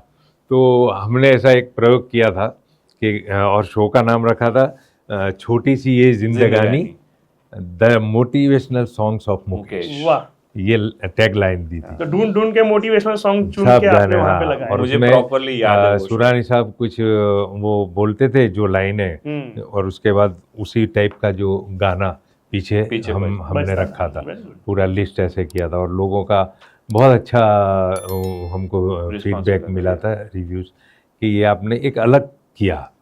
तो ये थोड़ा सा करते रहना चाहिए, पब्लिक इनोवेशंस देते रहना है। और कई बार मैंने ये भी देखा है कि आप डांस भी करवाते हैं आगे, जो गाना चलता है उसका डांस शो आगे रहता हाँ, आगे है, कुछ करना है, Right। अंदर पब्लिक में जाके आप गाते हैं गाना, तो वो सारे भी इनोवेशन रहते हैं। ये- पब्लिक से भी कहते हैं कि आप भी गाइए। बिल्कुल। ये आपको मजे की बात बताऊं कि मेरे सीनियर जो है मुकेश जी में, जैसे मैं नाम दे के बता सकता हूँ, क्योंकि मेरे दोस्त हैं मुख्तार शाह और कमलेश अवसर्थी जी, वो भी मेरे बहुत रिस्पेक्टेड है, मुझे बहुत आशीर्वाद दिया करते थे। अभी तो वो नहीं है इस दुनिया में, मगर वो हमेशा मुझे बहुत आशीर्वाद देते। तो ये दोनों हमेशा बहुत डिसिप्लिन से उन्होंने गाया है स्टेज पर, और उन्होंने कभी ऐसा नहीं किया कि वो ऑडियंस में चले जाएं या लोगों को गाने के लिए कहें। वो उसी तरह से उनका एक था। और मुकेश जी को गाना मतलब लोगों को ये था कि मुकेश जी मतलब डिसिप्लिन से सुनना है, और दोनों सिंगर ऐसे थे कि बहुत डिसिप्लिन से बहुत। हाँ, मगर मैंने थोड़ा सा कुछ अलग किया।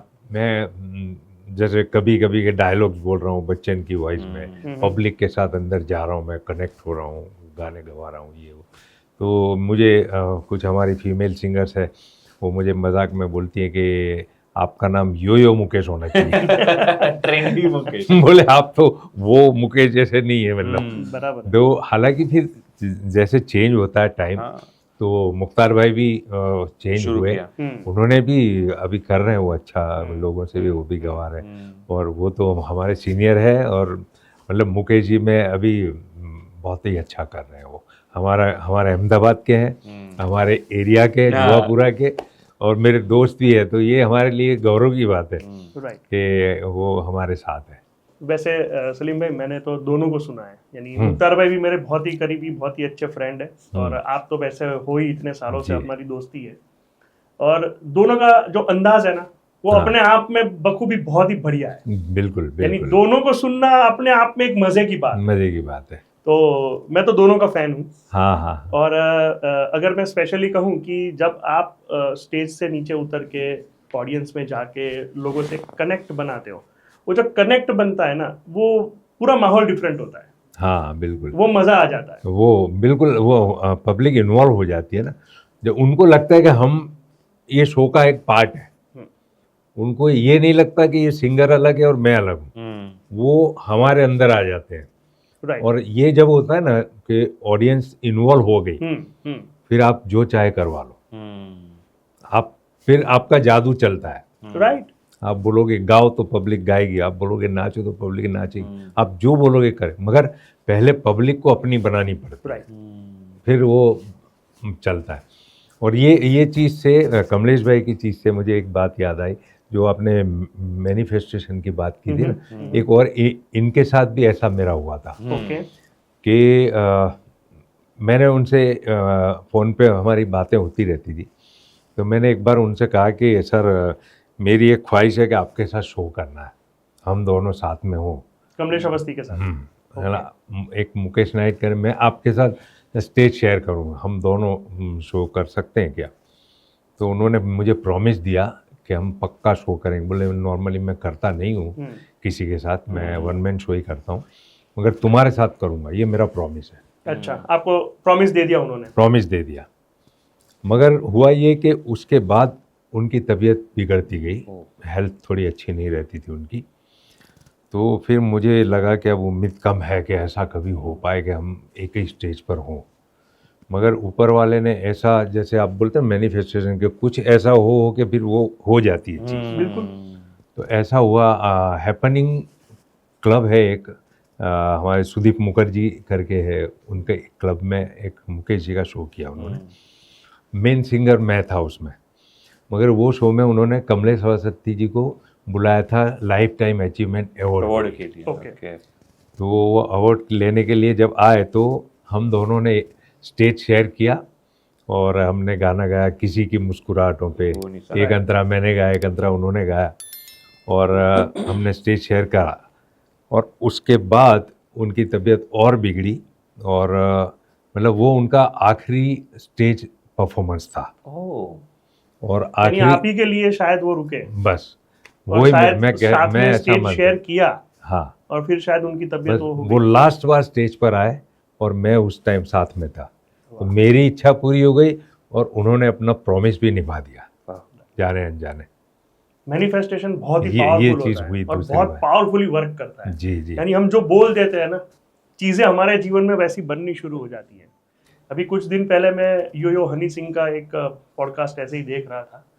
तो हनी सिंह जो है वो भी बहुत ही डाई हार्ड यानी मैनिफेस्ट करता रहता है, और उसने जो जो बोला है वो अपने गानों में भी डाल देता है। पर जैसा जैसा बोला हुआ है वो सारी चीजें उसके जीवन में बनी है। वाह। जितने भी अवार्ड के बारे में, जो अचीवमेंट्स के बारे में, जितने गाने लिखने के बारे में उसने जितना मैनिफेस्ट किया है, सब उसके जीवन में बना हुआ है। वाह। जो अच्छा, आप अभी एक के बाद एक बता रहे हो हाँ, कि सही पहले बात है, आपकी ऐसा होता 35 है। साल की एज पे, अभी हाँ। 50 साल के बाद मैं अभी कुछ काम करूंगा नहीं, मैं फ्रीली अपने यानी रिटायरमेंट वाली लाइफ जीऊंगा, पैसे कमाने के लिए काम करने की जरूरत नहीं पड़ेगी। बिल्कुल बिल्कुल। तो वो वाला जो आपके जीवन में बना, फिर अभी आपने ये कमलेश जी के बारे में बताया। हाँ। तो बिल्कुल ऐसा होता है।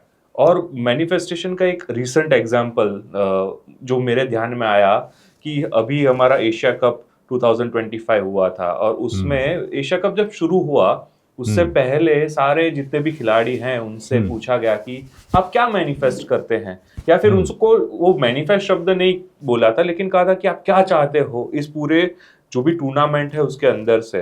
तो सबने कुछ ना कुछ लिखा था, और उसमें से एक खिलाड़ी ऐसा था जिसने लिखा था कि I will hit the winning run.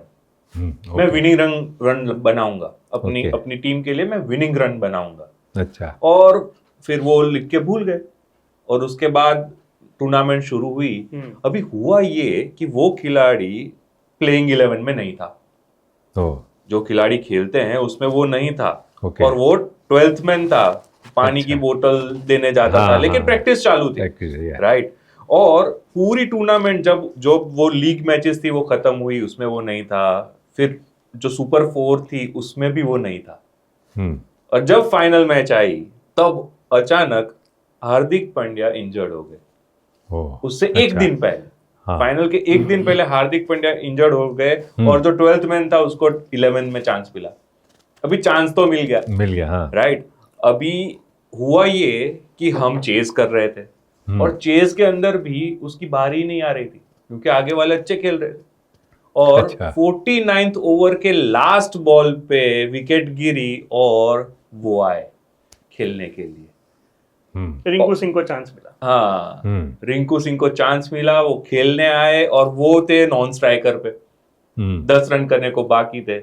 अच्छा। पहले बॉल पे 2 रन आ गए, दूसरे बॉल पे 6 आ गई, और तीसरे बॉल पे सिंगल रन लिया, और लास्ट रन खेलने के लिए रिंकू सिंह को चांस मिला।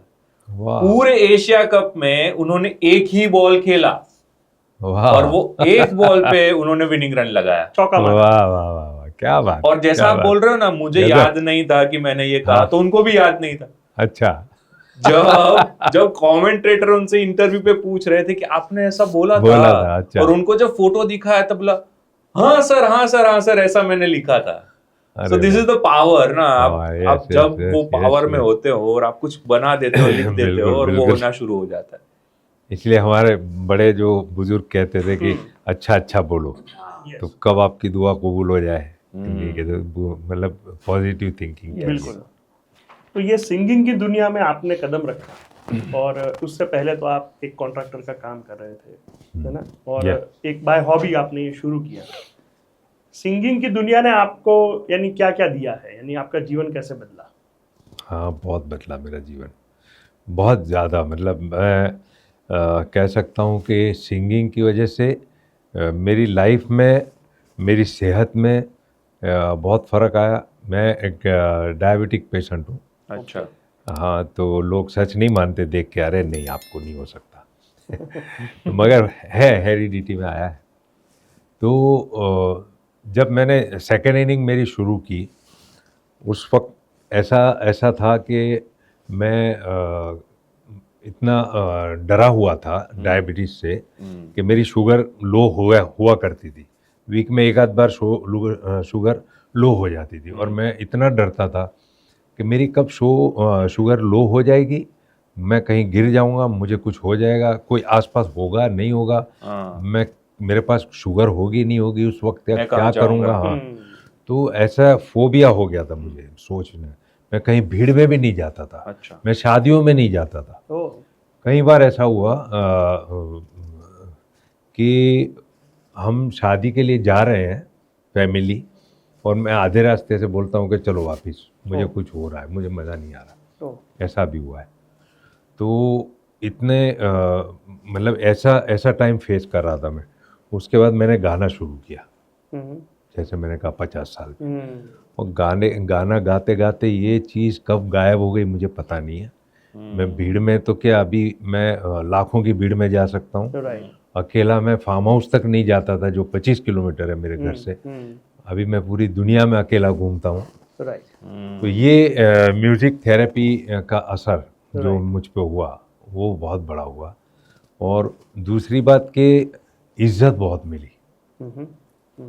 मतलब बिजनेस में आप पैसा कमा लेते हो, मगर इज्जत ये गाने में मिली है मुझे। अच्छा। बहुत इज्जत मिली। ऐसे लोगों से मेरे आज रिलेशन है कि मैं अगर बिजनेस में होता तो ऐसे लोगों को कभी मिल भी ना पाता।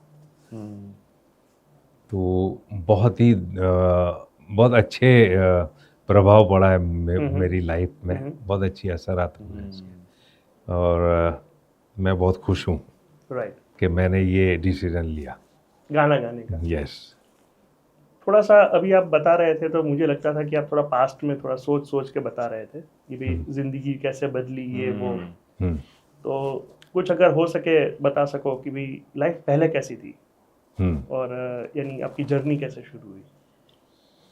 हाँ, मेरी लाइफ में बहुत मतलब उतार चढ़ाव होते हैं ना, जैसे लाइफ में मेरे उतार चढ़ाव नहीं है, मेरे चढ़ाव है। अच्छा, वाह। हाँ, क्योंकि मैं पहले उतरा हुआ ही था। मैं उतार में था, बहुत उतार में था। मैं ऐसे मोहल्ले में रहता था बचपन में, अगर थोड़ा टाइम हो तो मैं थोड़ी बात बिल्कुल कि हम जो मोहल्ले में रहते थे, मेरा बचपन धौलका में गुजरा। मेरे फादर अहमदाबाद में थे और रिटायर्ड हुए पुलिस में से, तब फिर हम लोग धौलका शिफ्ट हो गए।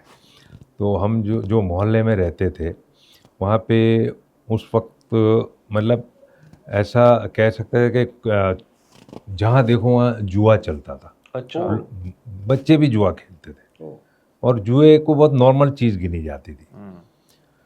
मेरी मदर का इतना बड़ा रोल है इसमें, मुझे वो सब चीज़ों से बचाने में, कि वो बहुत स्ट्रिक्ट थी। अगर कोई जुआ चल रहा है, अगर कोई बोल दे कि वहाँ मैं खड़ा भी था तो मेरी हालत ख़राब कर देते थे। मतलब ऐसे माहौल में मैं रहा हूँ। और अभी तो खैर वो हमारा मोहल्ला बहुत अच्छा हो गया, अभी आगे बढ़े हुए हैं, फाइनेंशियली अच्छा है और ये सब चीज़ें भी नहीं रही हैं। वो बहुत अच्छी बात है, लोग पढ़ते भी हैं, डॉक्टरेट भी हुए हैं। मगर वो ज़माना बहुत ख़राब था। तो वहाँ पे मैं मेरे दोस्तों को क्रेडिट दूंगा, मैं इस चीज़ों से बचा रहा कि मेरा मोहल्ला ऐसे यहाँ पे है। और एक एक ऐसे ज़मीन है ऊंची और उसके पीछे एक एरिया है स्वामीनारायण का मंदिर। ओके, हाँ, और वहाँ पे मेरे दोस्त लोग रहते जो मेरे साथ पढ़ते स्कूल में। स्कूलिंग में। तो मैं सुबह होती थी नाश्ता सा करके इधर आ जाता था। ओके, हाँ, मेरे मोहल्ले में मैं रहता ही नहीं था, राइट, तो इधर आता था पूरा दिन मेरा इधर दोस्तों के। मेरा दोस्त है, मैं आपको नाम बताना समझूंगा कि बताना चाहिए। बिल्कुल। नीलेश है, उमेश है, विनू है, ये सब मेरे बचपन के दोस्त कि जिन्होंने मुझ पे इतना, इनके घर वालों ने, उनके माँ बाप ने इतना असर किया कि मैं ये सब चीज़ों से बचा रहा। मैंने अच्छी पढ़ाई की और उसके बाद हम लोग अहमदाबाद शिफ्ट हुए। और मेरी जब शादी हुई तब मैं एक छोटी सी कंपनी में अभी जॉब में लगा हुआ था। ओके, मेरी वाइफ कार में घूमने वाली थी उस जमाने में ओके, और मेरे पास तो साइकिल भी नहीं थी। अच्छा, हाँ, मगर पता नहीं उसने मुझ में कुछ देखा था तो शायद मुझे पसंद किया।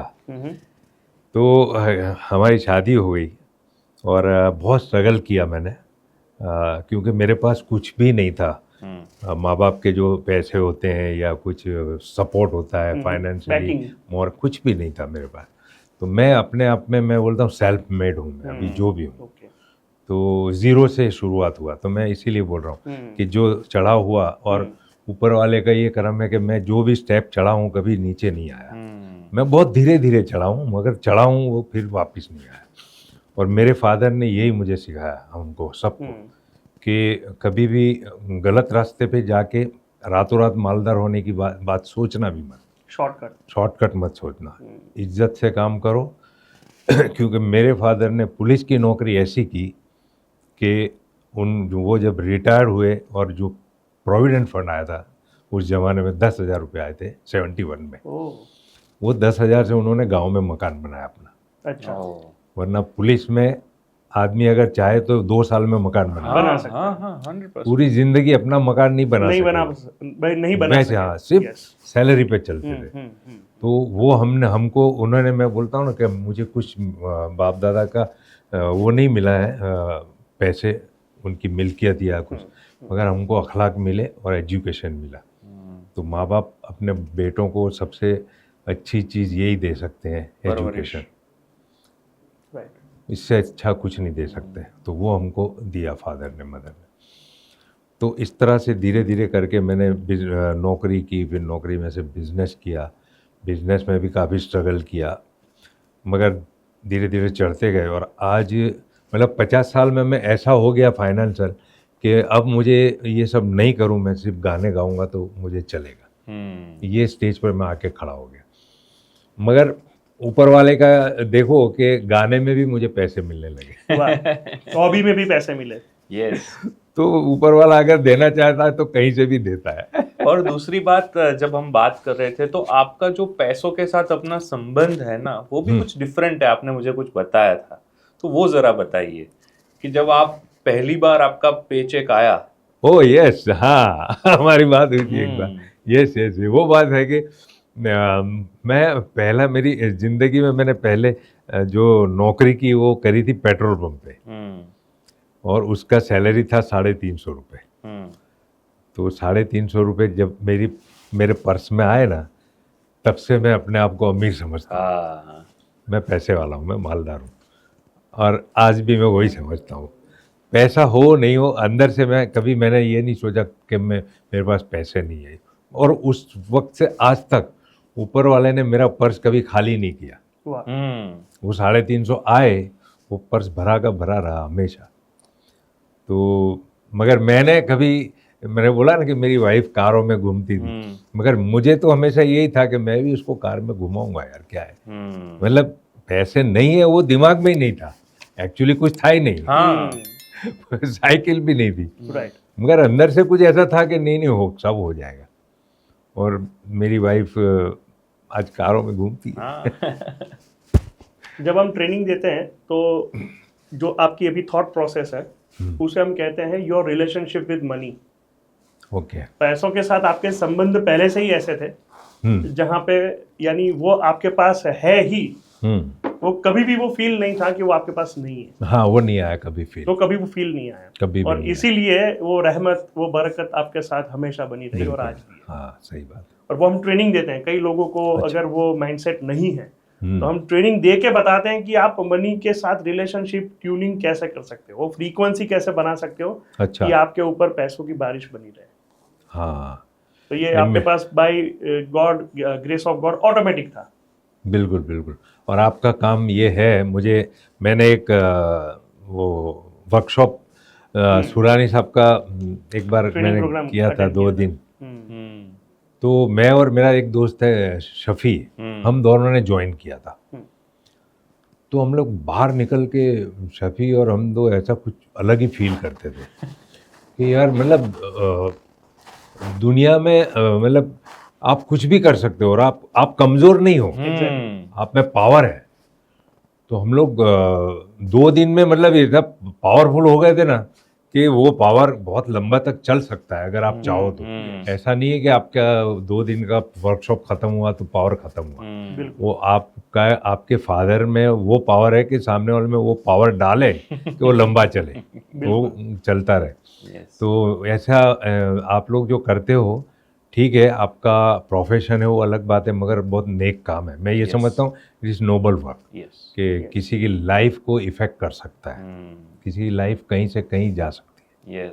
ये एक बहुत अच्छा और काम वही है। इंटेंशन के साथ हम जो ये पॉडकास्ट भी कर रहे हैं, बिल्कुल। राइट, तो उसी में हमारा इंटेंशन यही है कि जो लोग जिस पोजीशन पे अभी बैठे हैं वो कैसे पहुंचे वहां पे, हाँ, उस बात को हम बाहर लाए। इसलिए हमने इसका नाम रखा है इनर इनर वाइब्स। वाइब्स, बिल्कुल, ताकि देखने वाले भी उसमें से कुछ सीख सके। जो नए हैं, बच्चे हैं और न्यू कमर्स हैं, किसी भी लाइन में वो कर सकते हैं। तो आपका भी काम, मैं जैसे कहता हूँ, हमारा गाना का जो काम है ना, वो भी ऐसा है कि लोग बहुत आशीर्वाद देते हैं, बहुत दुआएं देते हैं। कई बार मेरे साथ ऐसा भी हुआ है कि लोग मतलब आके पैर पड़ गए, मेरे से ज़्यादा उम्र वाले, 70-80 एज होगी, ऐसे अंकल आके मेरे पैर में पड़ गए।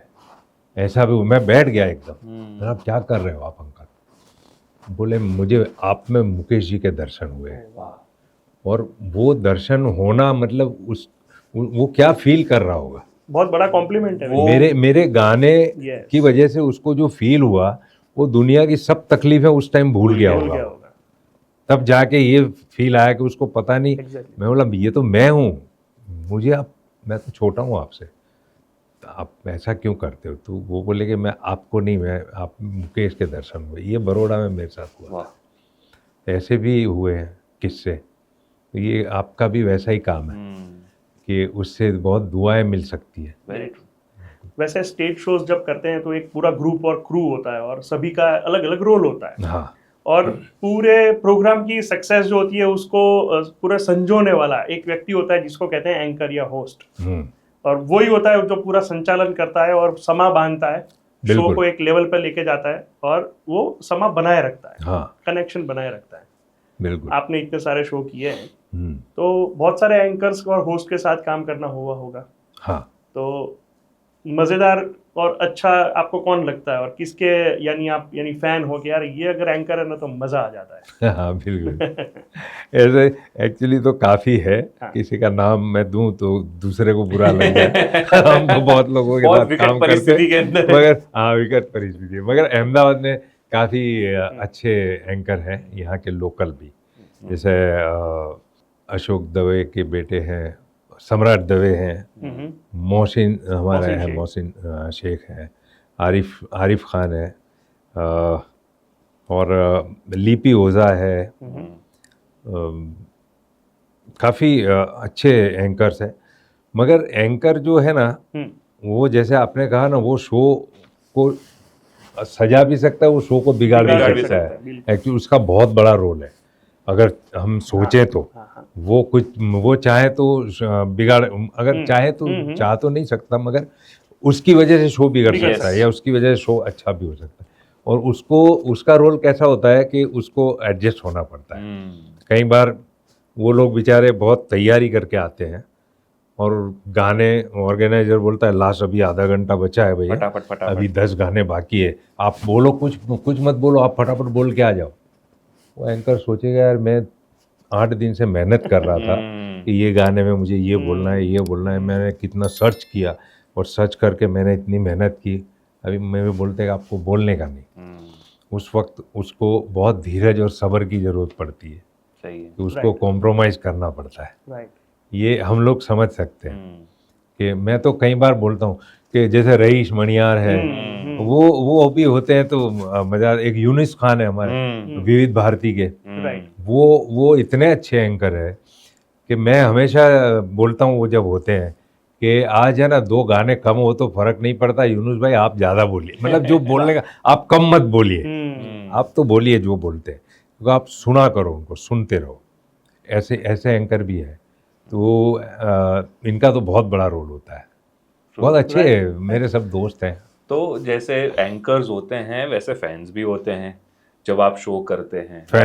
राइट? फैन हाँ, आपके फैन होते हाँ, हैं, चाहक होते हैं, चाहक, हाँ, राइट? जब शो करते हैं तो एंकर्स भी होते हैं और आपके फैंस भी होते हैं। बिल्कुल। तो कई बार फैंस एक छोटी सी पर्ची में कुछ चीजें आपको पकड़ाते हैं और कुछ फरमाइश करते हैं और ऐसी कई बार अजीबोगरीब फरमाइश कर देते हैं। हाँ। तो ऐसी कोई फरमाइश आपके पास आई हो और आपको याद रह गया हो? फरमाइश में नॉर्मली तो जो रनिंग सॉन्ग होते हैं वैसे ही होते हैं, मगर हाँ एक बार हमारे एक शिवांग दवे करके हमारे एंकर है, सिंगर भी है। अच्छा हुआ मैंने नाम दे दिया उनका, वरना वो मुझको गालियाँ देता कि मेरा नाम क्यों नहीं बोला। वो इतना अच्छा दोस्त है। तो वो भी एंकर है। उनके फादर एक बार आए थे मेरे शो में, तो उन्होंने एक गाने की फरमाइश की थी जो मुझे रेडी नहीं था वो गाना, और हमारे म्यूजिशियन को भी रेडी नहीं। तो कई बार ऐसा होता है कि यार बहुत ही अलग गाना दिया उन्होंने, तो ऐसा भी होता है।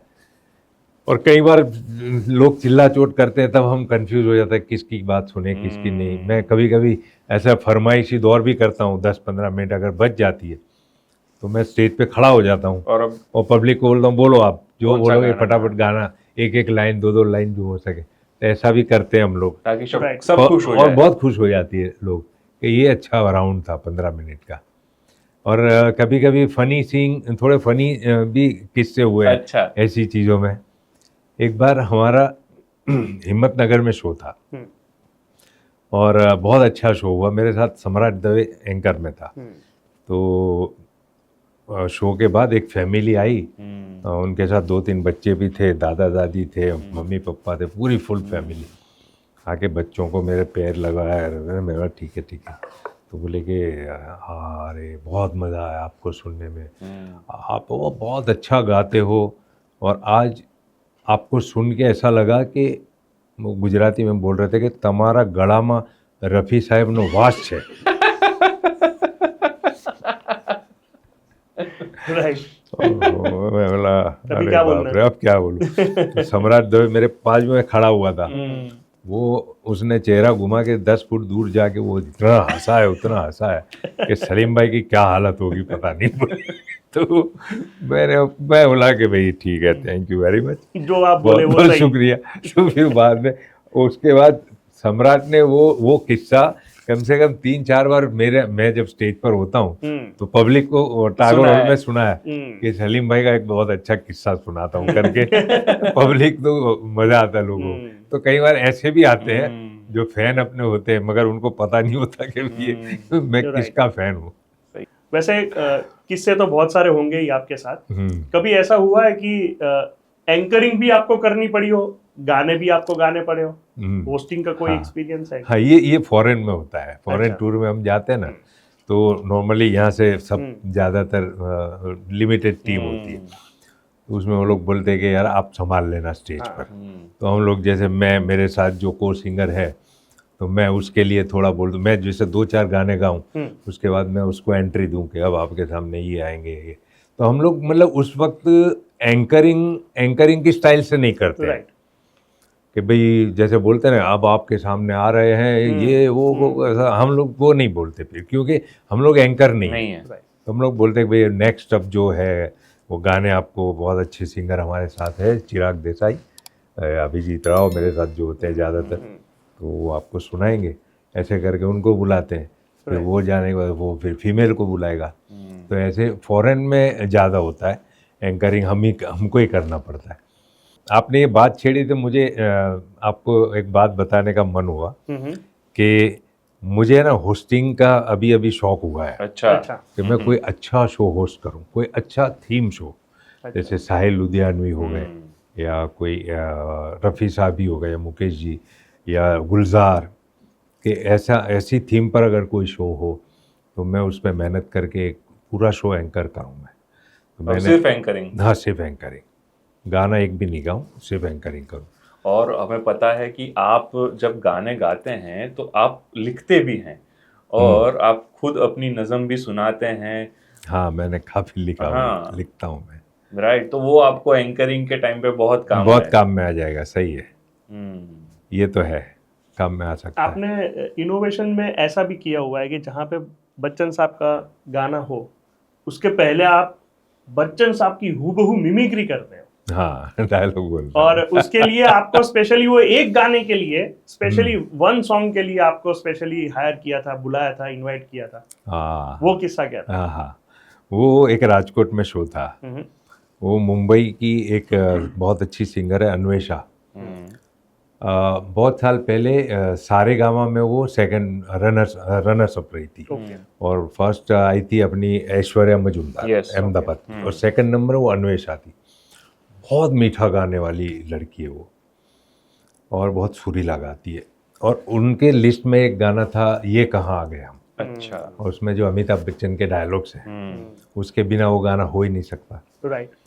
तो मुझे वहाँ से ऑर्गेनाइजर का फ़ोन आया राजकोट से कि भाई एक गाने के लिए आपको आना है। तो मैं कौन सा गाना है? बोले ये कहाँ आ गए हम।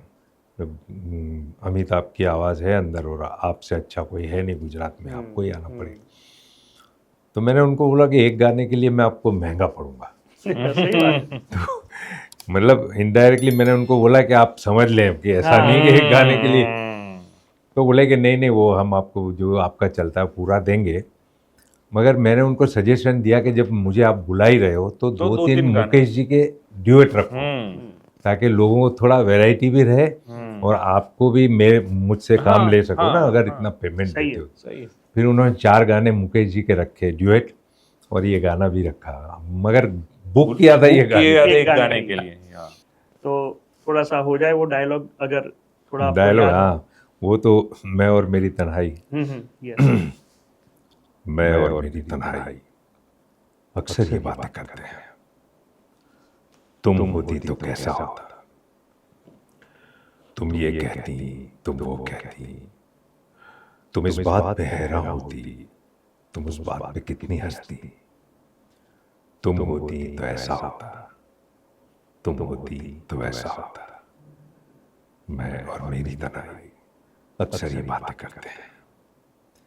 और उसका जो आखिरी है कि मजबूर ये हालात इधर भी है उधर भी, तन्हाई की एक रात इधर भी है उधर भी, कहने को बहुत कुछ है मगर किससे कहें हम, कब तक यूं ही खामोश रहें और सहे हम, दिल कहता है दुनिया की हर एक रस्म मिटा दे, दीवार जो हम दोनों में है आज गिरा दे, क्यों सुलगते रहे दिल में, लोगों को बता दे हाँ हमको मोहब्बत है, मोहब्बत है, मोहब्बत।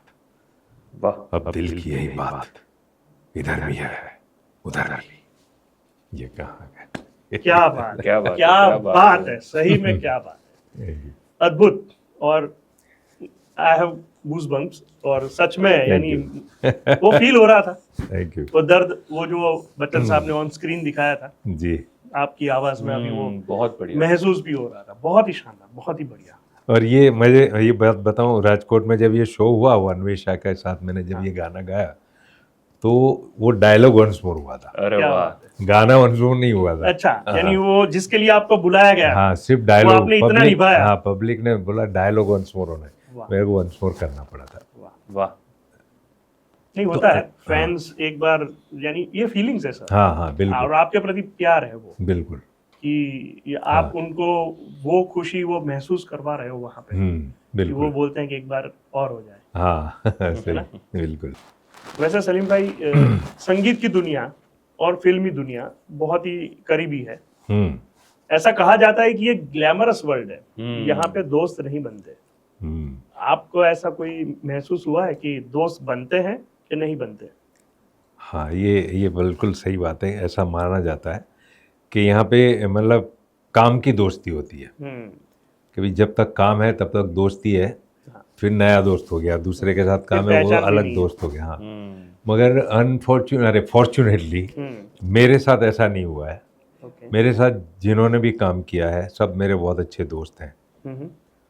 मुझे कोई ऐसा अनुभव नहीं हुआ कि किसी ने मुझे धोखा दिया हो या किसी ने मेरे साथ गलत व्यवहार किया हो। ज़्यादातर सब मेरे अच्छे दोस्त हैं और अगर मेरे नॉलेज के बिना अगर कोई किसी का मेरे वजह से कुछ हुआ हो तो मुझे पता नहीं, मगर अभी तक ऐसा हुआ नहीं है। और फिल्मी दुनिया थोड़ी अलग चीज़ है, हमारा थोड़ा सा अलग है क्योंकि साथ में काम करते रहना पड़ता है। और फिल्मों की तो बहुत अलग है दुनिया। तो मेरा तो अच्छा रहा है अनुभव, बहुत अच्छा दोस्त ज्यादा बने? दोस्त ज़्यादा बने, बहुत अच्छे दोस्त बने, इंडस्ट्री के ही दोस्त बने सब? हाँ सब। Very good. मगर ये ऐसा है कि जो बचपन वाले दोस्त होते हैं उनकी बात अलग होती है। आप इनके ये दोस्ती और वो दोस्ती को कंपेयर नहीं कर सकते। राइट। ये बहुत अलग है। जो मेरे 4-5 दोस्त हैं बचपन के, वो अलग ही कैटेगरी है उनकी, उनसे मैं किसी को कंपेयर नहीं कर सकता, किसी को शेयर नहीं कर सकता उनकी दोस्ती। ये दोस्ती अलग चीज़ है। ये भी हमारे दोस्त हैं, भाई जैसे हैं, सब साथ में काम करते हैं, मगर ये बचपन वाली दोस्ती वो अलग चीज़ हो जाती है उनके लिए भी और मेरे लिए। यस। उनके भी बचपन के दोस्त होते होंगे जो मेरे अभी दोस्त हैं इंडस्ट्रीज में। तो जब आपको ज़रूरत पड़ती है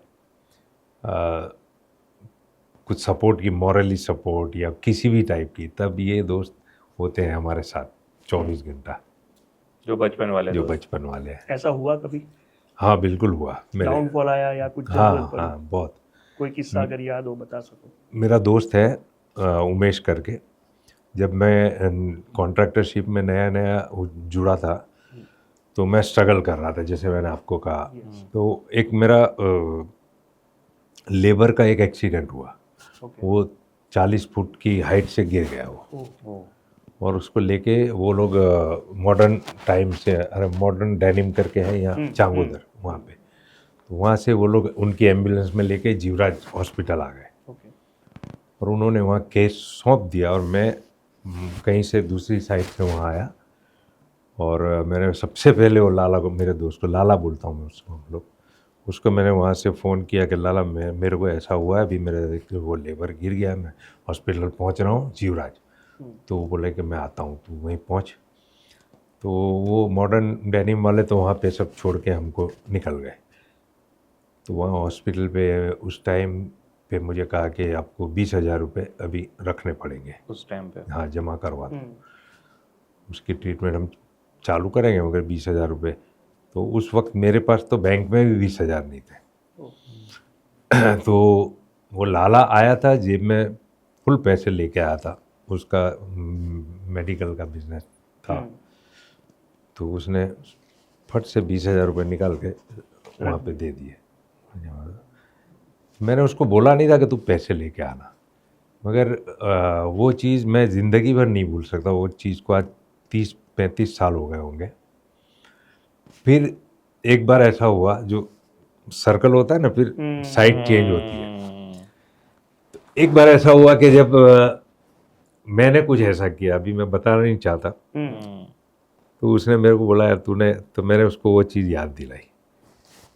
तो वो अमाउंट में बहुत बड़ा फ़र्क था जो मेरा था और आपको आपका मौका मिला। हाँ, वो अमाउंट बड़ा था, मगर मैंने बोला कि ये चीज़ में अमाउंट देखा नहीं जाता। उस वक्त जो 20,000 थे वो मेरे लिए 20 लाख से भी ज़्यादा थे। सही है। तो वो एक लाइफ में एक्सपीरियंस रहा। तो वो दोस्त कभी भी आधी रात को हमारे साथ होते हैं, खड़े होते हैं सभी। और दोस्ती इसे ही कहते हैं ना कि जब वक्त आता है और उस दिन अगर आप वहाँ पे खड़े रहते हो, हाँ, उसी को सच्ची दोस्ती कहते हैं। बस वही। हाँ, मेरे भी कुछ दोस्त हैं जो खड़े रहते हैं, हाँ तो वो दोस्त होते हैं ना, वो दोस्ती कही जाती है। बिल्कुल और वो उन हक से कहते हैं। हाँ, हक से हाँ। कहते हैं। और फोन जो आपने मिलाया, जो पहला नाम आपको जो याद आता है, उसका मतलब कि वो आपका दोस्त है। बिल्कुल सही बात वरना वो नाम याद नहीं है, आता, नाम याद नहीं आता, सही बात है। क्योंकि भरोसा होता है हाँ, कि बिल्कुल। नहीं, इसको फोन किया जा सकता है, वो बिल्कुल। आएगा और वो संभाल लेगा। सही बात है। और उसी तरीके से अगर कोई आपको फोन करता है उस वक्त पे, हम्म। तो आपको भी वो समझना है कि नहीं, वो उसका हक है और वो जता रहा हाँ है। बिल्कुल, उसने मुझे ही फोन क्यों या किया, आपको समझना है, यस। वो तो है। और मैं हमेशा बोलता हूँ कि मुझे लाइफ में बहुत अच्छे दोस्त मिले हैं, बहुत अच्छे। किसी दोस्त ने कभी धोखा नहीं दिया, दोस्त हमेशा एक दूसरे के सहारा बने रहे, और कभी मन दुख भी नहीं हुआ हमारा, कभी ऐसा। बचपन में बहुत होते थे, हाँ, वो तो लड़ाई झगड़े बहुत चलते वो तो होता है। और ऐसी मज़ेदार लड़ाइयाँ चलती थी कि जैसे ये लाला की मैं बात कर रहा हूँ, हमारी बातचीत नहीं है, वो किट्टा बोलते ना, बातचीत नहीं है, और मैं उसके घर पे खाना खा रहा हूँ अच्छा। और वो मेरे को बोल रहा है तू मेरे घर क्यों आया। हम्म, मतलब तेरा घर नहीं है ये तो कांतीलाल का घर है, तेरे बाप का। तेरे फादर का नाम है कांतीलाल। बोला कांतीलाल का घर, तेरा घर नहीं है। तो कांतीलाल मुझे खिला रहे हैं, उसकी मम्मी खिला रही है, उसकी भाभी खिला रही। भाई तू कौन होता है यार। ऐसे सीन ये रिलेशन है। हम लोग बात नहीं करते, हाँ। बिल्कुल बात नहीं कर रहे, और वो मुझे बोलता है कि तू मेरे घर क्यों आया। तो उसका जवाब ये मिलता है। ऐसी दोस्ती है बचपन से, वो एक बॉन्डिंग है। बॉन्डिंग है। यस। उनके माँ बाप भी अभी हमेशा बोलते थे हमको कि यार तुम लोगों की दोस्ती, हमने आज हम लोग मतलब 10 साल के थे और आज 60 साल के हो गए, 50 साल की दोस्ती है सबकी। बोले अभी भी वैसे वैसे ही है सब। वैसे जितने टाइम से अभी सुन रहे हैं और जब से मैं आपको जानता हूँ, यानी 15-20 साल शायद हो गए होंगे, उससे भी ज़्यादा हो गए होंगे, ज़्यादा। हमेशा जितनी भी बार आपके कॉन्वर्सेशन होते हैं, आप जब भी बोलते हो ना, तो आपकी यानी लैंग्वेज में पॉजिटिविटी होती है अच्छा। हमेशा। यानी आप हमेशा जब भी बोलते हो ना, तो वो एक वाइब्रेशन डिफरेंट होता है, बिल्कुल। राइट। और शायद वही वजह है कि आपको जीवन में वही सारी चीज़ें मिली है जो आप इच्छा रखते थे। बिल्कुल। स्टेप बाय स्टेप आपने अभी भी बताया कि भाई चढ़ती पड़ती नहीं हुई है, हाँ, चढ़ती ही चढ़ती हुई है। चढ़ती हुई है। बहुत स्लो हुई मगर हुई। हाँ, लेकिन यानी प्रोग्रेसिव हुआ है। प्रोग्रेसिव हुई, यस। है ना, जिंदगी ने हमेशा दिया ही दिया है और बहुत हाँ। बढ़िया दिया है, और यानी ऊपर ही लेके गई है। हाँ बिल्कुल बिल्कुल। अभी अगर हम शो की बात करें तो मुकेश जी के शोज, यानी वो 60s 70s के गाने और उसके यानी फैन, डाई हार्ड फैन लोग अगर आज की तारीख में देखो तो धीरे धीरे उनकी एज हो रही है। और हमारी अगर बात करें तो हम यानी 80s 90s के या फिर 2000 तक के भी जो बच्चे हैं वो भी शायद अभी उनको पसंद करते हैं। जब आपके शोज होते हैं तो वहां पे भी वैसे ही लोग आते होंगे। बिल्कुल। तो अब जो आने वाला समय है, जहाँ पर जेन जी है, जेन अल्फा है, नई जनरेशन आ रही है, जो शायद मुकेश जी को उस नजर से नहीं सुन रही है या उनकी फैन नहीं है, ऐसे समय पे आपको क्या लगता है कि आने वाला समय मुकेश जी के म्यूजिकल नाइट्स के लिए कैसा होगा? हाँ, ये टफ टाइम है, आपने बिल्कुल सही बताया कि अभी थोड़ी शुरुआत हो चुकी है कि हमारा जो ऑडियंस है वो सब 50 अप है, 50 60 70। और तो अभी कई बार हमको ये एक्सपीरियंस होता है, जैसे कोई शादी का शो होता है, शादी में तो वो फादर हमको फ़ोन करता है कि यार जैसे कोई रिलेशन है, तो सलीम भाई आपका शो रखना था हमारे वहाँ, मगर देखो बच्चे बोल रहे हैं कि कुछ नए गाने हो जाए, कुछ ये हो जाए थोड़ा तड़ाक भड़ाक वाला। तो बोले मेन जो संगीत संध्या है उसमें तो आपका अभी थोड़ा मुश्किल है, मगर एक अपने छोटा सा शो करते हैं हमारे गार्डन में। तो हम जो हैं जो 70 60 के ऊपर वाले, चाहे 100 लोग हैं, वो आपको सुनना चाहते हैं। तो एक नाइट तुम आपकी अलग से करते हैं, और वो जो बड़ा शो है वो सब उनको दे देते नए गाने वाला ये हो। तो अभी शुरुआत हो चुकी है थोड़ा कि ये पुराने गानों को थोड़ा थोड़ा वो सेटबैक मिल रहा है, मगर फिर भी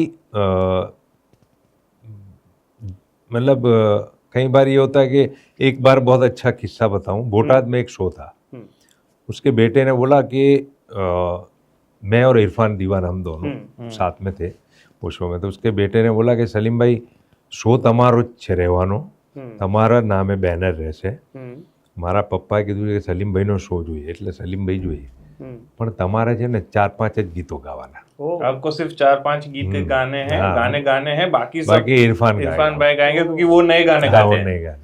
पापा ने बोला है तो बैनर आपका रहेगा। हाँ, ऐसा सीन था। तो मैंने बोला कि कोई बात नहीं है, हम तो प्रोफेशनल है यार, हम तुम बोलो एक गाना तो एक गाना गाएंगे, हमको पेमेंट लेके जाना है खत्म। बराबर है। तो ऐसा हुआ। अब वहाँ शुरू में मैंने 2-4 गाने गाए, पहले इरफान ने 1-2 गाने गाए, फिर मेरा है, मैंने 2-1 गाने गाए तो फरमाइश आने लगी, भाई चंदन सा बदन ये गाना गाया, वो ये मेरा दीवानापन है वो गाना गाया, और फरमाइशें आती रही। मैंने वो लड़के को बुलाया, मैंने बेटा बोल क्या करूं, अब मेरे तो 4 गाने हो गए, बिल्कुल। तो बोले मैं उतरता हूँ, नहीं अंकल आप तो रहो, पब्लिक तो आपको ही मांगती है, आप ही चलो। बोले बहुत आपके सब सुनने वाले आपके ही गाने बोलते। तो फिर सीन ये हुआ कि इरफान के 4 गाने हुए, मेरे ही पूरा शो हुआ। राइट। नहीं होता है क्योंकि भले अभी हमको लगता है कि नए गाने सुनने हैं, लेकिन those are the golden songs. हाँ, वो और मुकेश जी ने जो गाए हैं हाँ, ना, वो दोज आर वो गोल्डन राइमिंग जो बनी हुई है, हाँ। वो मेलोडीज जो बनी हुई है ना, वो बिल्कुल। और आजकल के गाने आप 1 बार सुनो, 2 बार सुनो, 5 बार सुनो, 10 बार सुनो, फिर आपको सुनने के लिए बहुत सारे गाने, हाँ। बहुत कम गाने ऐसे हैं जो बार बार सुनने को दिल चाहता है। बिल्कुल। और इनकी एज 6 महीने से ज्यादा नहीं होती। नहीं होती। आज आपको कोई बोले कि ये अरिजीत सिंह ने 6 महीने पहले कौन सा हिट गाना था, तो आपको याद नहीं होगा, अभी का याद है, हाँ। मगर 6 महीने पहले का नहीं होगा। मगर मुकेश जी का, किशोर कुमार का आप बोलो कि 40 साल पहले यार मुकेश जी ने कौन सा हिट गाना गाया, तो आप 10 गाने बोल दो, बिल्कुल ये गाना। तो ये जो एज है ना, वो छोटी एज है अभी गानों की। हालांकि मैं मानता हूँ कि नए म्यूजिशियन, नए सिंगर भी बहुत अच्छा गाते हैं, अच्छा म्यूजिक हुआ है। A.R. रहमान ने भी बहुत अच्छा म्यूजिक दिया, और भी अच्छे, प्रीतम ने भी बहुत अच्छे म्यूजिक दिए। नए गाने सिंगर्स में के ने बहुत अच्छे गाने गाए, अरिजीत बहुत अच्छा गा, मगर वो तो वहाँ तो आप टच भी नहीं कर सकते, ये जो करके गए काम, वहाँ आप टच नहीं कर सकते। ट्रू। तो क्या लगता है कि मुकेश के गानों के रिमिक्स होने चाहिए या फ्यूजन्स कुछ बनने चाहिए? थोड़े बने हैं, जैसे एक प्यार का नगमा के काफ़ी बने हैं, मगर मुझे नहीं लगता कि ये सब ज़्यादा चले। हाँ, ये है कि जैसे मस्ती भरे गाने हैं कुछ किशोर कुमार के, उसके कुछ आर.डी. बर्मन के उसके बनते हैं और सक्सेस भी होते हैं वो, जैसे बचना है हसीनों। तो मेरे बेटे को तो ये पता ही नहीं था कि ये गाना किशोर कुमार ने गाया है। अच्छा। हाँ, वो गाना वो समझ रहा है कि वो जो सिंगर नया है, जो भी नाम मुझे पता नहीं। तो मैंने एक बार बज रहा था रेडियो में, तो उसमें ओरिजिनल किशोर कुमार की आवाज़ भी दी है थोड़ी सी, जब मुखड़ा आता है तब किशोर कुमार की आवाज़, बाकी वो नया सिंगर गाता है और लिरिक्स भी अलग है। तो मैंने बोला कि ये किसकी आवाज़ है पता है? तो उसने वो जो भी था जुबिन नौटियाल जिसने भी गाया, मैंने बोला ये किशोर कुमार है। बोले किशोर कुमार ने कब गाया? ये गाना ओरिजिनली किशोर कुमार का है।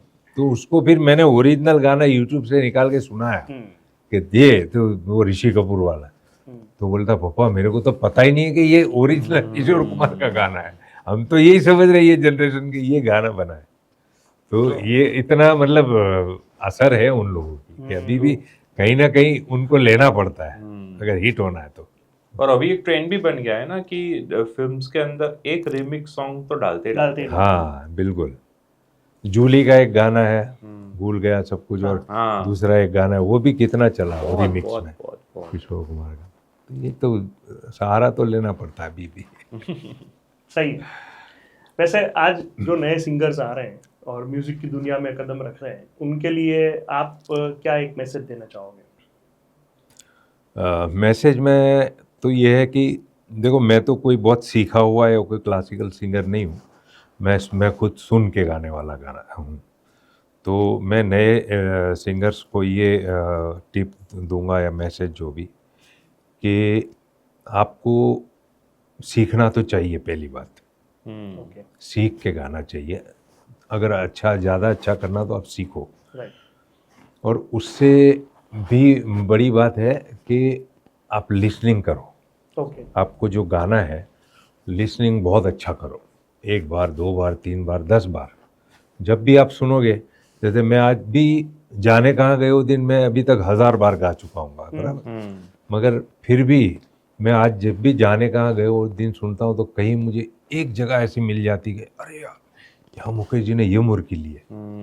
कभी कभी इतनी बार गाया, मगर आज भी आप सुनो तो कहीं ना कहीं कोई नई चीज़ मिल जाएगी।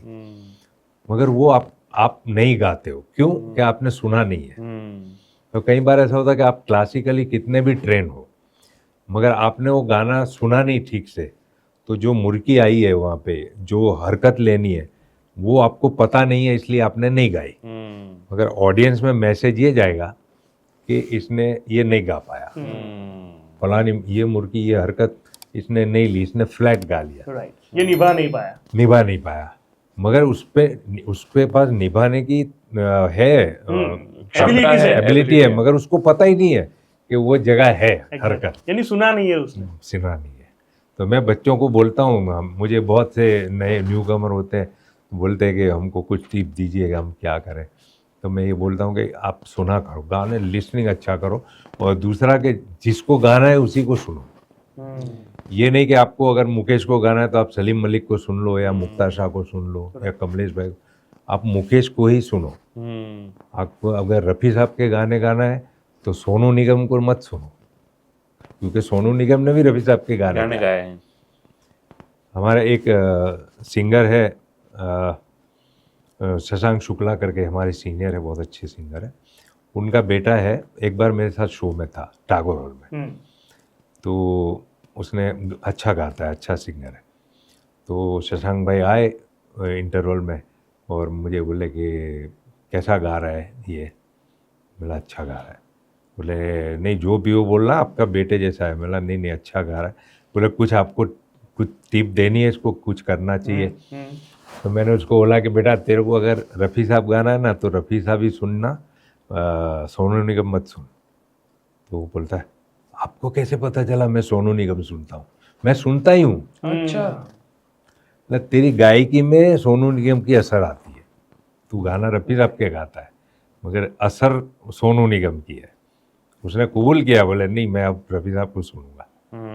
तो आपको जो गाना है वो सुनो और उन्हीं को सुनो, तब परफेक्शन आएगा। ट्रू, बहुत बढ़िया मैसेज दिया आपने। और हाँ। ये जो भी नए न्यू कमर्स हैं उनको बहुत ही हेल्पफुल रहेगा। यस। राइट। अभी हम एक छोटा सा रैपिड फायर राउंड करेंगे। अरे और रैपिड फायर में कुछ ऐसे सवाल होंगे जिसको आपको एकदम सटीक और क्विक कुछ आंसर्स देने हैं। ये तो चैलेंज है। Yes, challenge है। पर मुकेश के गाने गाने वाले natural voice of Mukesh Salim Malik के लिए कोई चैलेंज नहीं है। देखे तो बताइए कि मुकेश जी का कौन सा ऐसा गाना है जो आपके लिए बहुत ही फेवरेट है? फेवरेट में तो ये बहुत मुश्किल सवाल है, मगर एक अगर कहें तो कहीं दूर जब दिन ढल जाए, ये गाना मुझे बहुत पसंद है। और बाकी तो पूरी लिस्ट है, मेरी पसंद तो बहुत सारे।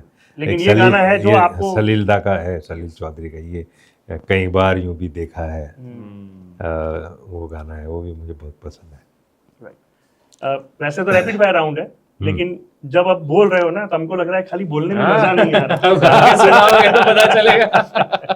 थोड़ा सा एक मुखड़ा थोड़ा सा कहीं दूर जब दिन ढल जाए।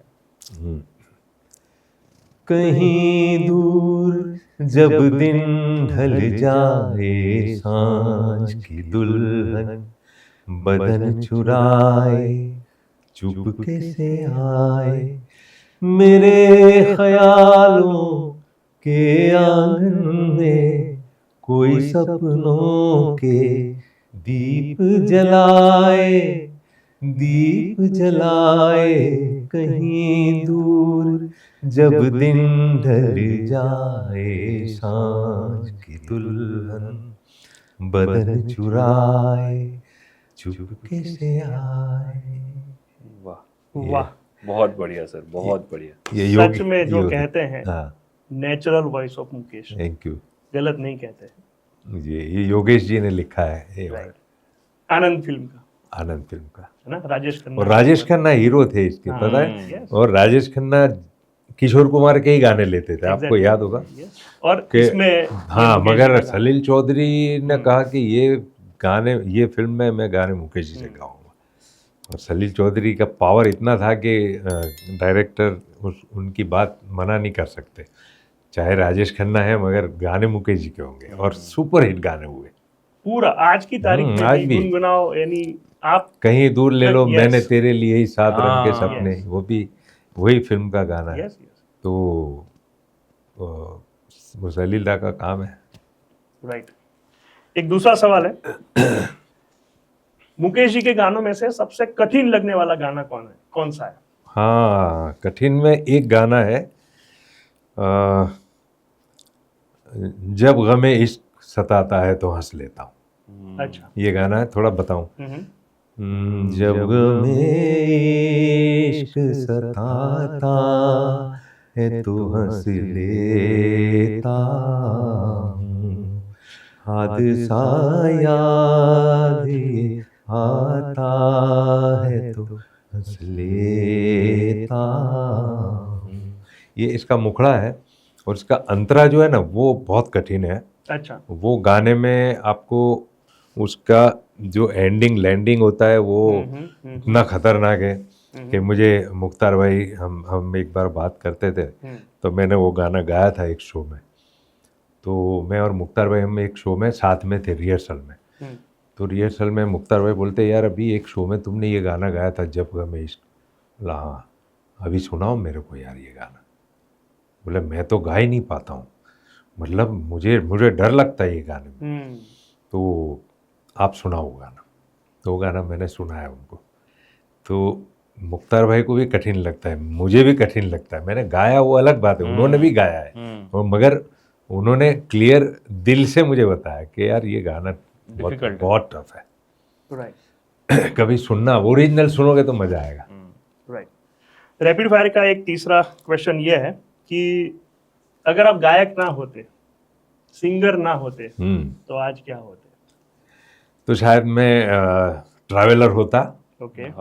या फोटोग्राफर होता ना, और दोनों साथ भी हो सकता है। जो ट्रैवलिंग करेगा वो फोटोग्राफी करेगा। मुझे घूमने का, ट्रैवलिंग का बहुत शौक है, और फोटोग्राफी का बाय रोड। हाँ, और साथ में फोटोग्राफी। तो फोटोग्राफी तो हाथ में आ गया है कैमरा, तो मुझे बहुत शौक है वो। शायद ये होता मैं। एक और सवाल है जो शायद कठिन हो सकता है आपके लिए, और वो ये है, अगर मुकेश जी आज जीवित होते और सलीम मलिक को गाना गाते सुनते, तो वो मुकेश जी आपको क्या कहते?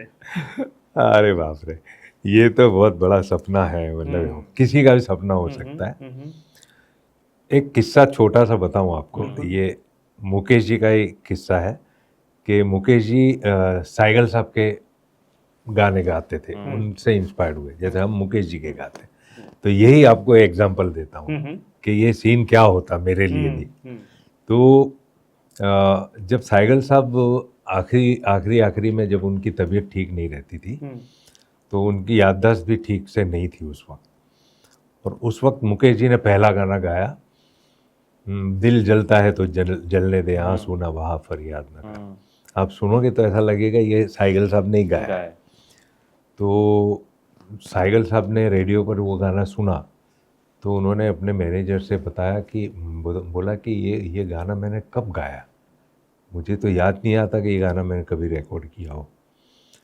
साइगल साहब तो उस टाइम सुपरस्टार थे। तो मैनेजर बोले कि सर ये एक लड़का आया है नया, मुकेश, उसने ये गाना गाया है। ये मुकेश जी ने उनके इंटरव्यू में कहा है, मैंने सुना देखा है कि मुकेश जी ने कहा कि फिर उन्होंने हमको उनके घर बुलाया, कि उनको बुला, तो हम उनके घर गए। मुकेश जी अपने आप को हम कहते थे, वो हमेशा ऐसे ही बात करते थे। हम उनके घर गए तो उन्होंने हमको बहुत आशीर्वाद दिए, और उनका जो हारमोनियम था जिससे वो रियाज करते थे, वो हारमोनियम मुझे गिफ्ट दिया कि ये हारमोनियम आपके पास रखो, ये मेरा आशीर्वाद है, और आगे बढ़ते रहो, गाते रहो, आपकी आवाज़ बहुत अच्छी है। तो ये मुकेश जी के साथ हुआ था। तो हम तो यही चाहेंगे कि ऐसा ही कुछ हमारे साथ होता Yes. अगर वो सुनते, यस, तो ये हमारे लिए बड़ी एक बात है। सुवेनियर शायद आपको भी वो देते, बिल्कुल है बिल्कुल। ना?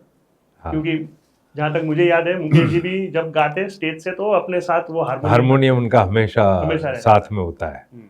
बिल्कुल होता है, कैसा भी कितने भी म्यूजिशियन हो। और आपने जब 100 गाने गाए मुकेश जी के, तो उस दिन आपको एक वीडियो मैसेज भी आया था, उसके बारे में जरा बताइए।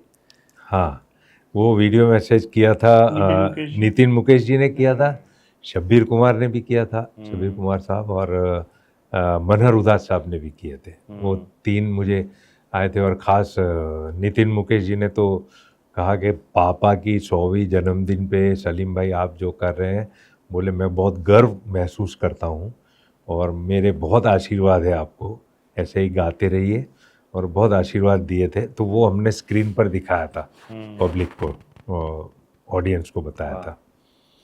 और शब्बीर कुमार साहब ने तो मुझे बाद में फ़ोन किया कि ये 100 गाने जो आपने गाए उसका लिस्ट मुझे मिल सकता है। ओह, हाँ, और मुझे इंग्लिश में भेजना, मुझे कुछ काम है। तो मैंने बोला ठीक है। तो मैंने बेटे से वो बोला कि पूरा इंग्लिश में वो लिस्ट बनाओ, और फिर उनको मैंने व्हाट्सएप किया शब्बीर कुमार साहब को। तो उन्होंने काफ़ी बार मुझसे फ़ोन पे बात हुई शब्बीर कुमार की, और फर्स्ट टाइम उन्होंने मुझे यूट्यूब पे सुन के फ़ोन किया था। अच्छा। तो अननोन नंबर था, तो मैं मिस कॉल हो गया था। फिर मैंने फ़ोन किया, मैं कौन बोल रहे हैं? मैं शब्बीर कुमार बोल रहा हूँ। बोला शब्बीर कुमार प्लेबैक सिंगर? सब हाँ भाई वही बोल रहा हूँ। नहीं, हमको लगता है कहीं कहीं बोला सर आप यार आप रियल में? बोला हाँ, मैं कोई मजाक तो नहीं कर रहा, हाँ। ऐसा अपने को लगे इतने बड़े सिंगर आपको सामने से फ़ोन कर रहे हैं। तो मुझे कहा कि आपको आज पहली बार सुना मैंने यूट्यूब पे, कहीं रील घुमा रहा था तो आपका गाना आया तो मैं अटक गया। तो बोले कि मैंने आपको पहली बार क्यों सुना यार, इतनी आपकी तो एज है, मतलब ऐसा भी नहीं है कि आप नए नए हो। मैं बोला हाँ, तो काफ़ी साल से गाते होंगे, तो ऐसा क्यों हुआ कि मैंने आपको पहली बार सुना? मुख्तार तो मेरा दोस्त है, बोले उसको तो काफ़ी हम लोग साथ में भी काम किया है, आपको पहली बार सुना, और जबकि आप इतना अच्छा गाते हो। तो मैंने बोला हाँ सर ये बात सही है, हो सकता है कुछ रीज़न जो भी हो, मगर मैं सिर्फ पिछले 15 साल से गाता हूँ। मैं पहले गाता था, छोड़ दिया था बरसों तक, तो इसलिए आपने कभी पहली बार हुआ है। तो बोले कि आप में और मुख्तार में क्या फ़र्क है पता है? बोले मुख्तार को सुनते हैं तो वाह निकलती है, आपको सुनते हैं तो आ निकलती है। अरे क्या बात है, व्हाट अ कॉम्प्लीमेंट। ये इनके वर्ड थे वाह। कि दोनों इतना अच्छा गाते हैं। तो बोले वो भी मेरा दोस्त है यार। तो शब्बीर कुमार ने बहुत आशीर्वाद दिए मुझे, और अभी भी फ़ोन बात होती है, मगर मैं सामने से फ़ोन करने की हिम्मत नहीं करता कि यार कहीं हो कुछ तो वो करते हैं तो बात हो जाती है। सही है, सही है। हाँ, आगे किस कलाकार के साथ स्टेज शेयर करने की, गाना गाने की ख्वाहिश? अब तो देखो हम तो जिनको गाते हैं वो तो है नहीं दुनिया में। कमलेश भाई के साथ तो वो भी चले गए, मुख्तार भाई के साथ तो मैं काम करता रहता हूँ। राइट। मगर थोड़ा सा हटके है जो मुझे बहुत पसंद है, वो है लक्की अली। अरे वाह। हाँ, वाह। वो मुझे वो उनकी सूफियत मुझे बहुत पसंद है। वाह।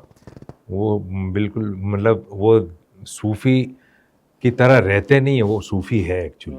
आप उनका रहन सहन भी देखो तो पूरा सूफ़ी टाइप है, वो रियल सूफ़ी आदमी है। और वो अभी गाने उनको जो पसंद आता है वही हाँ बोलते हैं, वरना AR रहमान को भी वो मना कर देते हैं। वो ऐसा बंदा है। वो उनको काम नहीं मिल रहा है इसलिए वो भी नहीं है, वो खुद दूर हो गए, वो फार्म हाउस में रहते हैं वो। हाँ, यस, यस। और अपनी लाइफ उनका जैमिंग चलता है, उनके गाने के रिहर्सल होते हैं, और कोई ऑफर आती है तो वो पहले तो लिरिक्स देखते हैं, लिरिक्स पसंद नहीं होता तो नहीं लेते गाना। बोले ये गाने में क्या लिखा है, बोले ये नहीं गाऊंगा, ऐसे है वो। तो मुझे मतलब वो बहुत पसंद है। कभी बस उनसे कभी स्टेज शेयर करना तो अलग बात है, उनसे मिल लें कहीं, उनसे बातचीत हो जाए, ये एक है ड्रीम। और वो मेरे भी फेवरेट सिंगर हैं। अरे वाह, yes, yes, yes. Yes yes, I love lucky Ali, हाँ बहुत अच्छा है, बहुत बहुत बहुत बहुत। दिल से गाने वाले हैं।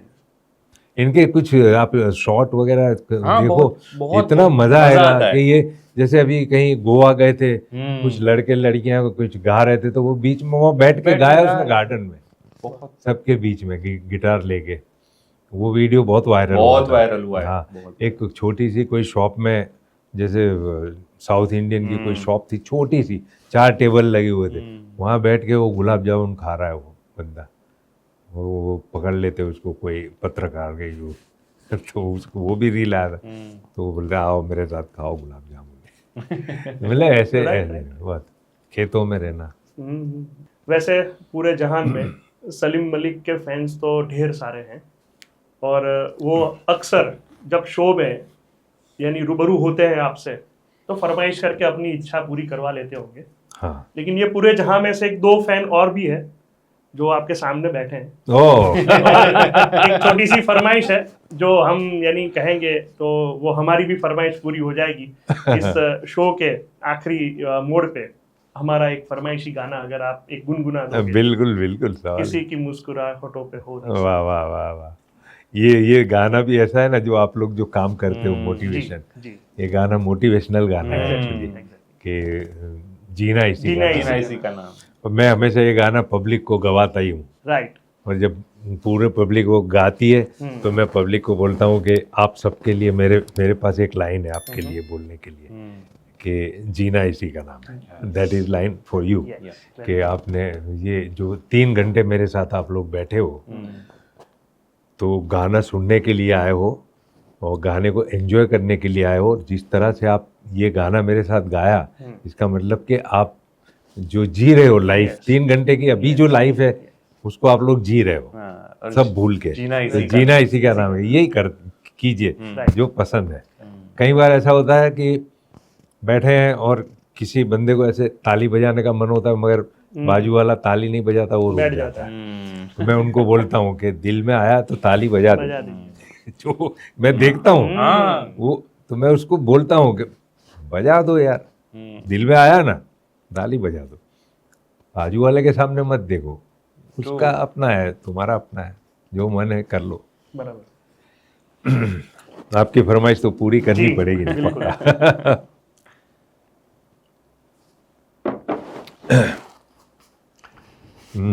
किसी की मुस्कुराहटों पे हो निशान, किसी का दर्द मिल सके तो ले उधार, किसी के वास्ते हो तेरे दिल में प्यार, जीना इसी का नाम है। माना अपनी जेब से फकीर है, फिर भी यारो दिल के हम अमीर है। मिटे जो प्यार के लिए वो जिंदगी, जले बहार के लिए वो जिंदगी, किसी को हो न हो हमें तो एतबार, जीना इसी का नाम है, जीना इसी का नाम है, जीना इसी का नाम। Thank you so much. और दोस्तों ये थे natural voice of Mukesh the Salim Malik साहब। आशा रखते हैं कि आज का ये एपिसोड आप सभी लोग बहुत ही एंजॉय करेंगे, लाइक और शेयर करेंगे। आपके आने वाले कमेंट्स का हमें इंतज़ार रहेगा, और अगर आप चाहते हो कि हम ऐसे ही बेहतरीन गेस्ट को हमारे इनर वाइब्स में बुला सकें तो इस चैनल को जरूर सब्सक्राइब कीजिएगा। आप सभी का ये एपिसोड यहाँ तक देखने के लिए बहुत बहुत शुक्रिया। Discover you with in you.